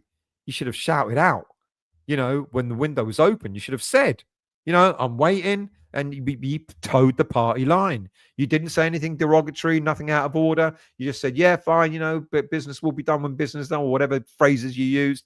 If you'd have turned around and gone, I'm really desperate for a midfielder, or I'm really desperate for a striker, I really think we need another defender, then I think that would have put the board on notice. Go on, guys. You know what I need. Go out and get, give me the money to get one. But he didn't say anything. So for him, there's been a suggestion that he's now sort of blaming the board. Sorry, mate. Yeah, maybe the board didn't back you. Then speak up. Speak up. Say what you need. Now, what about Potter himself? How much longer has he got? 4 defeats in 5 games this season, 14 goals conceded, 5 scored, clearly suggests that there's not only a problem in defence, there's also a problem in attack as well. There are some players who are simply just not good enough in terms of what's available to him. But Potter's tactics leave a lot to be desired. I don't advocate for the sacking of a manager so early on in the season, but alas, it seems here the board might end up having no choice. But just how long will it be before they pull the trigger? Now, as I've said a moment ago, with games against Crystal Palace, Everton, Arsenal coming up, these could easily be 3 games that we would lose all 3 on the trot. If that were to happen, there would be no choice but to sever ties with Potter in the next international break. He doesn't come across as convincingly in pre-match or post-match interviews. He gets easily agitated with the press. His game plan is awful. He's relying on players who are not delivering. And his stubbornness is eventually where it'll probably get him sacked. He certainly tries to adjust pre-match by changing formations, but then his team selections let him down. And his in-game management seems to be non-existent. West Ham board have form when it comes to managers. And as I mentioned at the weekend, it will be no surprise to me if they do try and stick with Potter until Christmas. But if we lose the next 3 games, then Sullivan may feel compelled to pull the trigger sooner. And with all the protests coming up, Sullivan might think, oh, that will appease all the fans who are protesting. I'm not so sure about that, Mr. Sullivan. But that's what Sullivan might be thinking. But if he does get us to the next international break and wins a game or 2, then clearly he'll stay until Christmas at the very least. And then that will be the next opportunity for West Ham to be thinking about replacing him. So if he loses all 3 games between now and the international break, I think it's very likely that he'll be gone during that international break. If he wins a game or 2 or gets a draw and a win or something like that, it will probably mean that we're going to have him until Christmas, and that will be the next time, because that's what the owners do. When they get rid of a manager midway through a season, it will always be halfway through the season at Christmas time. Now, what about managers coming in? Well, Amaret, you still here? As we all know, Kieran Mkenna was spotted apparently at the West Ham's London Stadium at the weekend. Ipswich played on Friday night, where they beat Sheffield United 5-0. So, yeah, it's quite possible Mkenna wanted a Saturday evening to go and watch a game of football. And it's quite possible he came to the London Stadium. Late kickoff, etc. He might have been at another game before that. We don't know. But it could be that he was just there just to watch a game of football. A replacement for Potter? He's in a job until 2028. And it's going to cost Sullivan money to prize him away from that job. So if Sullivan is sacking Potter, and I think he will, he's going to have to fork out for compensation there. So the likelihood of him selecting Mkenna seems slim to zero. I think Sullivan will have favoured keeping Potter until the end of the season. There's a release clause in his current contract until then, which can be triggered at the end of this season. Then it'll cost nothing to let him go. But dependent on how results go, I think that Potter is on borrowed time. Now, the strong suggestions, as we've all been talking about for most of the evening, is that Nuno will be the front runner for the post, with a number of other high-profile managers currently out of work. And most of you have already mentioned them. Xavi, Conceição, Deitch, Mourinho, Anil, Schmidt, who was interviewed for the job before Lopetegui got it. But again, we know what kind of manager Sullivan usually goes for. We know the kind of manager that he wants. He wants a manager that's got some kind of Premier League pedigree. He wants a manager that can demonstrate some kind of stability, not necessarily hugely successful, but a safe pair of hands, which will reduce the list. So when it comes to managers with Premier League experience, that automatically discounts the likes of Xavi, Conceição, and it elevates the likes of Nuno, Deitch, Anil. And then, of course, a manager who can demonstrate that not only the Premier League, but as I've said, not necessarily successful, but a safe pair of hands, then reduces the list even further down to the likes of Deitch and Nuno. Of those two, if there were only those two as a choice, I'd go for Nuno. But it will be back to a David Moyes kind of football. Counter-attacking, not much possession. But as I've always said, I don't care how much possession you have. It's what you do with the possession that counts. So would I accept a Nuno kind of manager who will have a counter-attacking style? Needs must. But we know in a couple of years' time, what will happen is we'll all be screaming for change again, just like we did under Moyes. Frankly, I can live with that if we're winning games to a point. If I had my choice of manager, I'd go left field, and I would absolutely go for the likes of Xavi. Why not? You know, he's out of work. Would he be remotely interested in the job, especially after managing the likes of Barca, etc.? Maybe the lure of managing in the Premier League might be something that could tempt him. Maybe. If he was, I'd bite his hand off to come to West Ham if he was interested in West Ham United. Right, let's go to your comments. And I know I've missed out. So where are we? Let's go to... I don't even watch what was pressed. Yeah, done that one. Matt, Xavi all day long for me. Unbelievable stats managing. You know what I'm going to do? Because I haven't interacted with you guys. So I'm going to... Where is it? Oh, what's that? Do I want a Q&A? I don't want a Q&A. Where's all the other stuff down here? No. There it is. Start a poll. How do I do this? Which of the top... who would you replace Potter with? Now, I'm going to go for the obvious choices. I'm going to go for Nuno. I'm going to go for Mourinho. Well, it's not obvious, but I'll go for Mourinho. And I'm going to go for Deitch. I want to see what you guys think. Did I spell Deitch correctly? I did. Right, there's a poll there. You tell me, who would you go for? And there's a good reason why I'm only putting those three, because all the others are just, you know, the likes of Xavi, they're all a dream. Schmidt, actually, I should have added Schmidt in there because he was interviewed Anyway, Matt, Xavi all day long for me. Unbelievable stats managing Barca. Has won it all. He'd get us playing mouth-watering football. Dads, if the IFR coming in a few weeks, Levy, Brighton, tech director, and Brady all leaving before being pushed. Coincidence? Brady ain't going anywhere, mate. Levy, that's interesting. The tech director at Brighton. Okay. Bowling. Burnley played the Moisiest of Moyes ball versus the Pool. And they almost got something, didn't they? 8. When Potter arrived, the communication levels was to beat Floppategi. And to be honest, I welcomed it. The root cause starts from when Floppy was an override decision. Spearham, a professional setup with a good experienced director of football where Sullivan doesn't interfere in the running of the club. And the plick, we've done that one, haven't we? Trodge, Lopetegui has done that one as well. Do forgive me. Hammerit. The only presser where Potter showed any passion was his embarrassment at Brighton. The Germans, I've done that one too. Where am I? Let me scroll down because I've done all those. Good evening, Glennie. Have I done you as well? So, worry, can't see. Done that one as well. So I've gone way too far up. That's no wonder. That's nearly an hour ago. Have I been talking for nearly an hour without allowing you guys to comment? How embarrassing of me. Montana.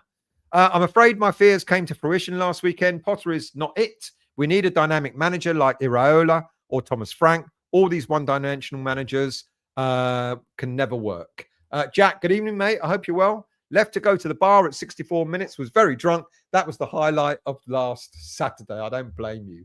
Paul, hit the like button. Thank you very much. Look, if you're new to this channel, if the first time you're watching the West Ham Voice, and you've not yet become a subscriber, please subscribe. All the content is free, apart from those that I give to the members. You can become a member as well. But at very, very least, thank you, Paul. Please hit the like button. Please do hit that like button. Hammer it. Thank God Kudus never scored at the end. That would have just been the icing on the cake. Gary, why give Wilson a contract when he came on against Forest? He changed the game on Saturday, kept him on the bench. Give him and Potts a chance. Agreed. Potts, like I said earlier on, I don't understand that. Trodge. Fernandez was our best player until we threw the game. Agreed. And then he took him off. Colin. Stel, could we build a stadium near West Ham Tube Station? How museum pieces from Boleyn are in Hatton Gardens? Oh, I don't know about that. I don't know. Is there any? Oh, it'd be expensive though, there, Colin. That particular area. Who else have we got? Darren, what does Potts, Marshall, and Earthy got to do to get minutes? Shaky, if Brady pumped as much into players as she does on forehead, we'd be half decent. Anthony, hopefully Potter will be sacked after the next 2 defeats against Palace and Everton. James, Brady only works 25 to 30% of her time for West Ham. I was told that nearly 10 years ago by someone in her. Yeah, she's part-time. She's never been full-time. Yeah, I thought that was common knowledge. Spearham, Potter pressed the self-destruct button by taking off Fernandez and Somerville and then Paqueta. Agreed. Hammerette, how much easier would it have been to take a loss to them, yet see Potter start, Marshall start, and Wilson comes on whilst we had Jimmy and Pack on? For me, it would have been easier to take. I agree it would have been easier to take. I'm not seeing Marshall getting any game time at all. I'm really disappointed that we're not seeing Potts getting any game time. It's utterly, utterly frustrating. You know, because for me, drop Ward-Prowse, put Potts on alongside Magassa. You'll have a completely different setup in our midfield there. 8. Obi-Wan, I hear a stomach illness. Bolin, no excuse for 2 keepers on the bench. Put a young. This is puzzled me. All right, if Wan-Bissaka got an injury during warm-up, then replace him with an outfield player. You don't need to put another goalie on the bench. James, Olympics 2012 had no atmosphere, not a soulless ground. Olympics 2012 had no atmosphere, not a soulless ground. Darren, supposedly Wan-Bissaka didn't play due to is that what he had? Due to a stomach upset. Maybe he travelled in time, saw how shit we were and thought, fuck this, I'd rather go home. I didn't know that. Thank you for updating me on that. Much appreciated. Frog, B isn't alone. Waiting for a Potter lineup gives most of the Bombay Blitz. Most of us the Bombay Blitz. Miss Smith, Magassa looks solid. Could be exactly what we needed. Totally agree. I liked him. Good half-hour cameo role. Storban, Stike, St. Albans, even. St. Albans biker. Good evening, mate. Nothing will change until Brady and Sullivan are gone. Ted, happy? If you think about that 40 million could have got us a decent strike. 40 million for Kilman. Honestly, 40 million for Max Kilman. Usual. See, this is where a director of football wouldn't allow that to happen. The rumour I've just made up is Wan-Bissaka called Trotter an idiot. Trotter put him on the naughty steps and told Sullivan he wants him sold because he's being horrible to him. So he didn't have a dodgy stomach. Or did he have a dodgy stomach? Jack, wonder what happened to Debo. Not even I know. I mentioned that earlier. Not even on the bench. Which might indicate a real problem going forward. James, sorry I'm late playing catch-up. No problem, mate. I'm glad you're here. We need to pay for a new manager, not shopping in the middle aisle, bargain basement crap. We have good players. It breaks my heart watching our club deteriorate. James, need the NFL method, a defensive coach and an offensive coach. Firing them would be easier, if not up to snuff. Yeah. Matthew, what that should have done with Harry Potter was what they did with Wilson. Pay as you win. If Potter does not, he doesn't get paid. Quite like that.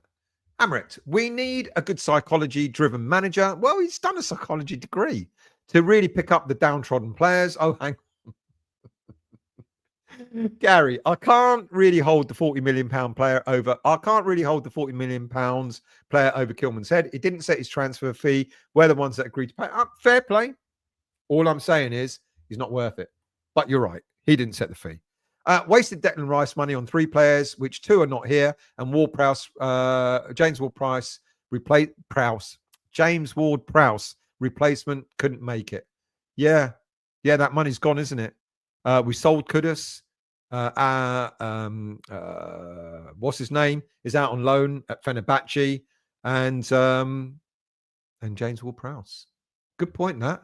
Good point, that. Let's scroll down. Who else have we got? Toha. Now then, usual. At least we can enjoy the Packers. Great win. Oh, American football.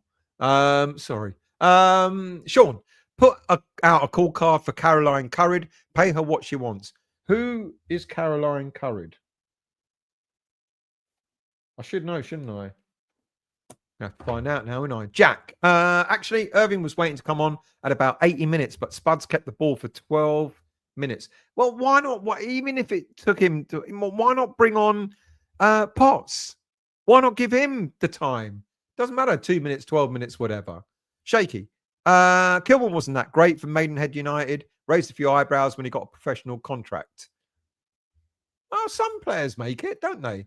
Well. Josh, I think Potter is too scared to make changes. He probably thinks, certainly not 40 million pounds worth, too scared to make changes. He probably thinks the safe bet means we might not lose, but the risk of change provides the unknown, which he won't bet on. Sounds like Moyes. It sounds like we got David Moyes back. Jack, I'm unhappy with Kilman, always turning his body away when blocking shots. Seems a bit scared of getting hurt. The special one, Mourinho would win games, attract good players, get us back into Europe contention. I definitely don't want that. Hamrit, I hate seeing our managers go from their buddy enthusiastic first interviews to looking like they wish they were anywhere but here. It's quite sad to watch them all age before our eyes. That self-assuredness has gone right out the window, hasn't it, with Potter? Anthony, we haven't played Arsenal and Liverpool yet. Talk about lambs to the slaughter. They're the sort of games we'll end up winning. Oh, no, Liverpool. Sorry. Steve, we need a Parksy in goal, a leader like Bonzo in defence. Don't disagree. Good evening, Anthos. I hope you're well. He's bought that Mads keeper with no hands. Ted, very clumsy from Souček. He didn't even need to make that tackle. He won't do it again for 3 weeks, will he? No, certainly won't. Jack, Magassa always seems to have time, which is quality. I've not seen at West Ham since Sir Trevor. That's high praise indeed. Josh, regardless of people's opinion of Fab, his return is a sign of how inept management and ownership are. How are we re-signing a player as old as him and within a year of letting him go? Simple. It was Potter who decided to get rid of him. And now Potter's got egg on his face. And I guarantee you, I bet it wasn't Potter that suggested him to come back. Shaky. 3 fantastic passes into the 6-yard box in the first 20 minutes, and Potter sticks the smallest player up front. Genius management. Ted.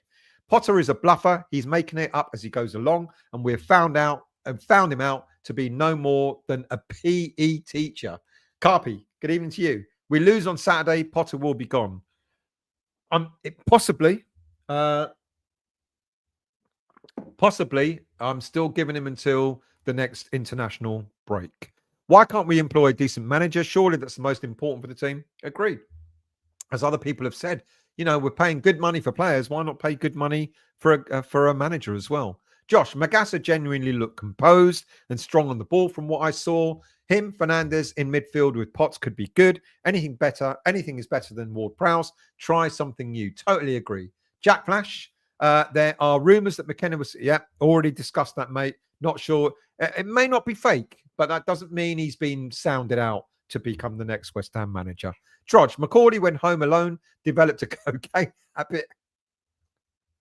Spearham. McCauley needs to stay and work with the other data analysts, but shouldn't have anything to do with recruitment. Well, he doesn't. This is the thing. People have got it completely wrong. Carl McCauley is not the one going out to negotiate deals. He never did. He never will. It's not his role. All his role is he is identifying players, but he's not going out to do the deals. I don't know where that's come from. I'm not saying it's come from you, Spearham, but it's never been that way. Frog, we've conceded more than 140 goals in the Cup and League in the past 2 seasons. We're on course for 203 seasons on current form. Bloody hell. Let's scroll down. Who else have we got? How far behind am I? Not far. Spearham, we need a director of football who isn't afraid to say no when someone wants to buy their own players, i.e. Loppy for Kilman, Potter for Hermanson. Totally agree. Anthos, who in their right minds would be a shareholder under David Sullivan? Well, if it brings your money in, you do it. Trudge, Kretinsky doesn't want to give up his boyhood club. Probably too. Absolutely correct, Jack. I can see Dyche becoming our manager on a 1-year contract to keep us in the Premier League, just like Moyes. Yeah, that's highly possible. Darren, Kretinsky got 27% shares, so if he bought the 15%, he would have a controlling interest. He would, but he doesn't want it. He's had 2 years to decide to buy the gold shares. He's not interested. I think that says it all. I think, that we've got to stop thinking that Kretinsky is going to become the saviour. Kretinsky is doing what Sullivan should be doing, keeping his beak out of things he knows nothing about and earn a few bob quietly. Absolutely 100% spot on. Absolutely. Leon, why has Sullivan not bought the gold shares to get gold? Well, he's already got control. He doesn't need to buy them. He's got total control. He's got 38.8% shares. He is the controlling interest. Shaky, all Potter needs is 1 win in 5. Rinse and repeat. Porn Dwarf doesn't like paying severance. Trudge, stably born in Yorkshire. I like Yorkshire people. From what I've seen and read about her, I would like her to come to West Ham. Hamret, I know it seems doom and gloom, but give yourselves over to the members section on West Ham Boys. Thank you very much. Look, if you are enjoying the show, I do extra little shows on the members. And as I've said, I'm sure already I'm going in for a prostate cancer operation on the 30th of September. And any money I make out of the membership scheme is going to be doubled by my money and go to as a donation to Prostate Cancer UK. So if you want to become a member, click on there's a link somewhere on the West Ham Boys YouTube channel. Click the membership and become a member. Bowling, I think it's because he likes the way club is diluted and disjointed, Leon. Don't know what Leon said, but I agree. Dave, shit at the back, shit at the back, shit at the back 4, shit at the back 5. Oh my God, just realised our goal is a toilet. Hope they flush the chain. Bad smell. Hello, Dave. Paul, great thank you very much. Absolutely agree, mate. 4-3-3, Wilson, Marsh and Bowen, Fernandez, Paqueta, Diouf, Mavropanos, Todibo, Wan-Bissaka, Areola. Wilson, Marshall won't get game time. It'll be Somerville. Fernandez, Magassa, Paqueta. Yeah. Diouf, Mavropanos, Todibo, Wan-Bissaka. Yeah. Oh, yeah. Areola in goal. Yeah. Darren, when Sullivan kicks the bucket, he will do what Gold did and pass his share to his son. He absolutely 100% will. Frog, still, it's only the beginning of the season. One swallow didn't make Ann Summers or whatever it is. Hammerette, Palace are going to tear us a new one with their set pieces. They've got tall players. You can see it coming, can't you? Nigel, playing two pivot midfielders with a combined age of 60 and no striker made no sense. Absolutely agree. Jack, Palace might be tired as they have a cup game in midweek. So if we play with intensity, we might have a chance. Get the right team. Don't put James Ward-Prowse in it. Who knows? James, why can't a reporter ask Potter about Ward-Prowse? I asked this right at the beginning of the show. Too scared to get banned. Why did you go with no centre forward versus Spurs? No one at the end of the crosses from Juve. It's silly, isn't it? Totally agree. Do forgive me. I'm trying to get as many comments in as I possibly can. Kim Joe, get me the Portuguese manager with a bald head. I want to rub his head, make it shining because we're going to get a top 7 win with them again. The manager, Mourinho hasn't got a bald head. Are you talking about concept? Who are you talking about, Kim Joe? Shaky. Potter's got a dynamic midfield that he leaves on the bench. We can all see it. Why can't he? What a idiot. Clive, do you think the board told him the truth? He won't walk. If sacked, will get contract paid out. Do you think the board told him the truth? He won't walk. If sacked, he will get paid out. I'm not getting the context. You're going to have to rewrite that, mate. Sorry. Cookie. I think we will beat Palace and Everton, hate the board, sack the manager, but the team still need backing. Absolutely agree. Team, absolutely, always back the team. Darren, Potter has got till the international break to get some points. I agree with that. Kim Joe, get me the point. I still don't know which manager you mean.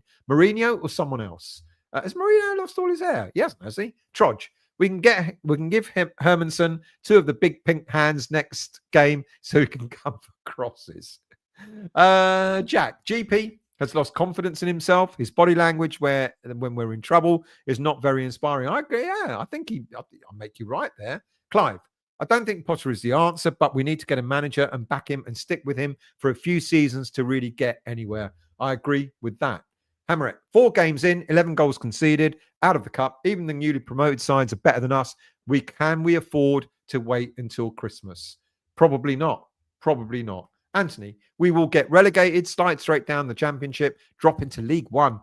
I don't think it get that bad, but we won't get back into the Premier League quickly, that's for sure. Ted, the witch can stick the broom up her so-and-so.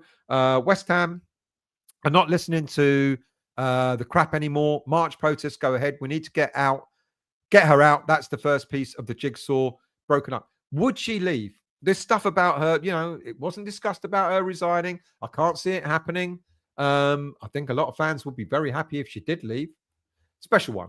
I'm going to be completely honest. West Ham fans need to get over this style of play argument. It's not more important than result. I'm with you. I've always kind of said it. I've always said, I don't care about possession. Yeah, it's what you do. If you've got 40% possession, then bloody use it. If you've got 50%, use it.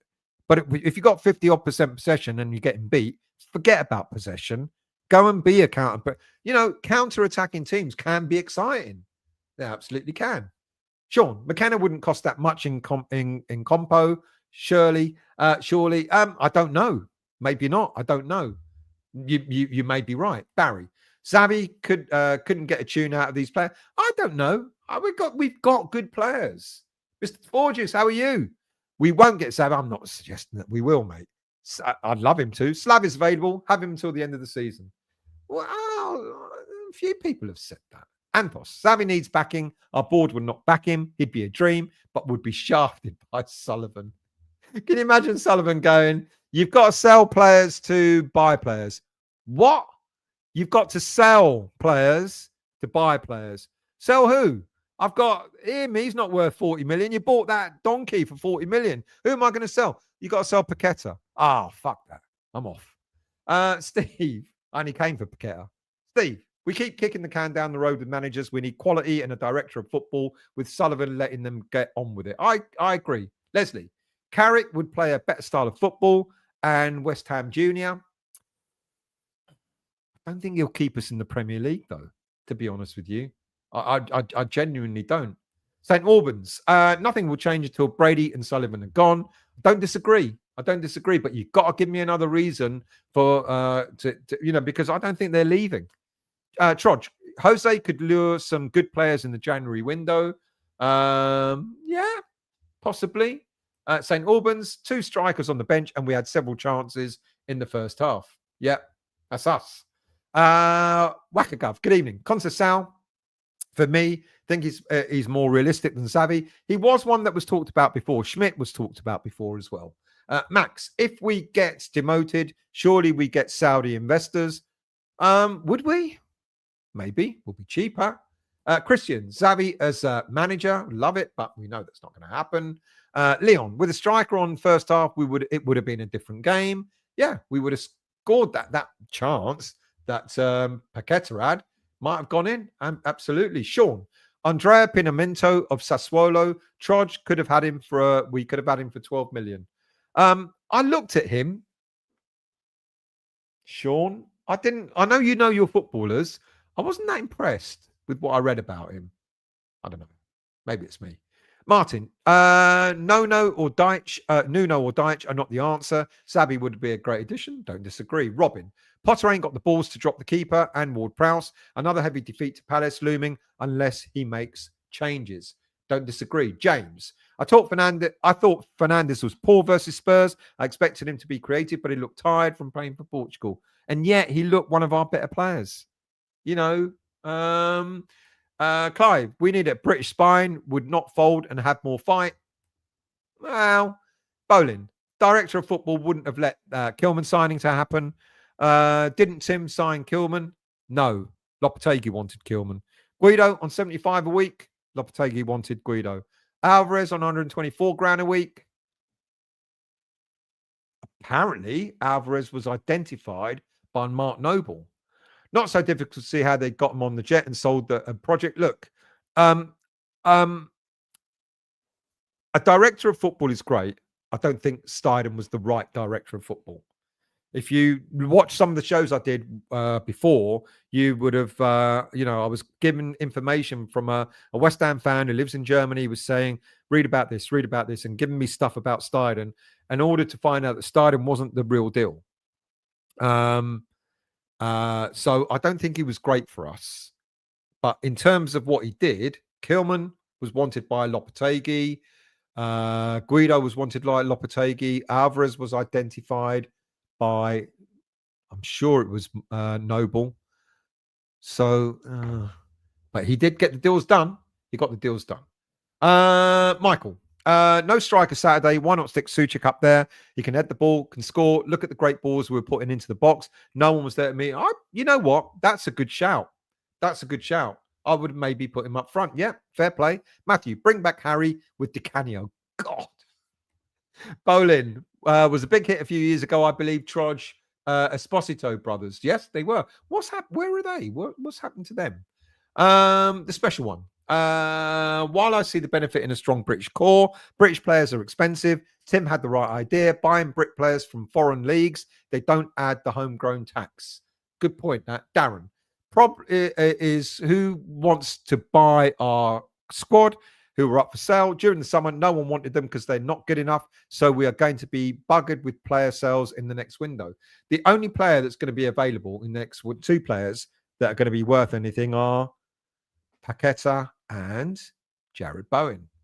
They're the only 2. Thank you, Steve. Much appreciated, mate. Michael, we cross the ball with no strikers on the pitch, then don't put crosses in the box when we have a striker on the pitch. Thank you, Iron Disciple. Appreciated. Much appreciated, mate.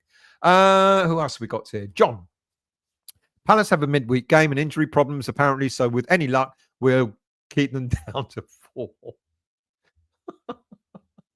Special one. Stel, you're the manager. I'm giving you 40 million to buy one player. What position are you spending it on? Striker. Straight away. Striker. I would. No, you know what? No. I'll tell you what I do. I split the money. I go and get a central defender and a striker from the Championship. How about that? Don't ask me any names. That's my answer. Bolin, agree with you, Stel.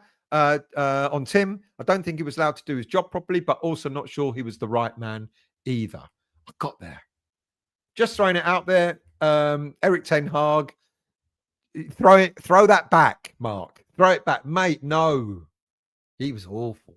and he's just been sacked, hasn't he, from Leverkusen. That's it, people. 2 hours and 4 minutes. Really much appreciated. I've enjoyed the show tonight. We had an awful lot to talk about. Thank you all for your comments, etc. It's been most intriguing. Really much appreciated. Like I said, I'm going to do a video with Bubbles with Paul Colburn. I'm going to be recording that tomorrow and probably go out on Tuesday evening. So look out for that. And there's plenty of other stuff to come. So do look out for all the shows and all the comments, etc., all the updates and so on. Thank you all. Have a wonderful week ahead, and I will see you all very soon.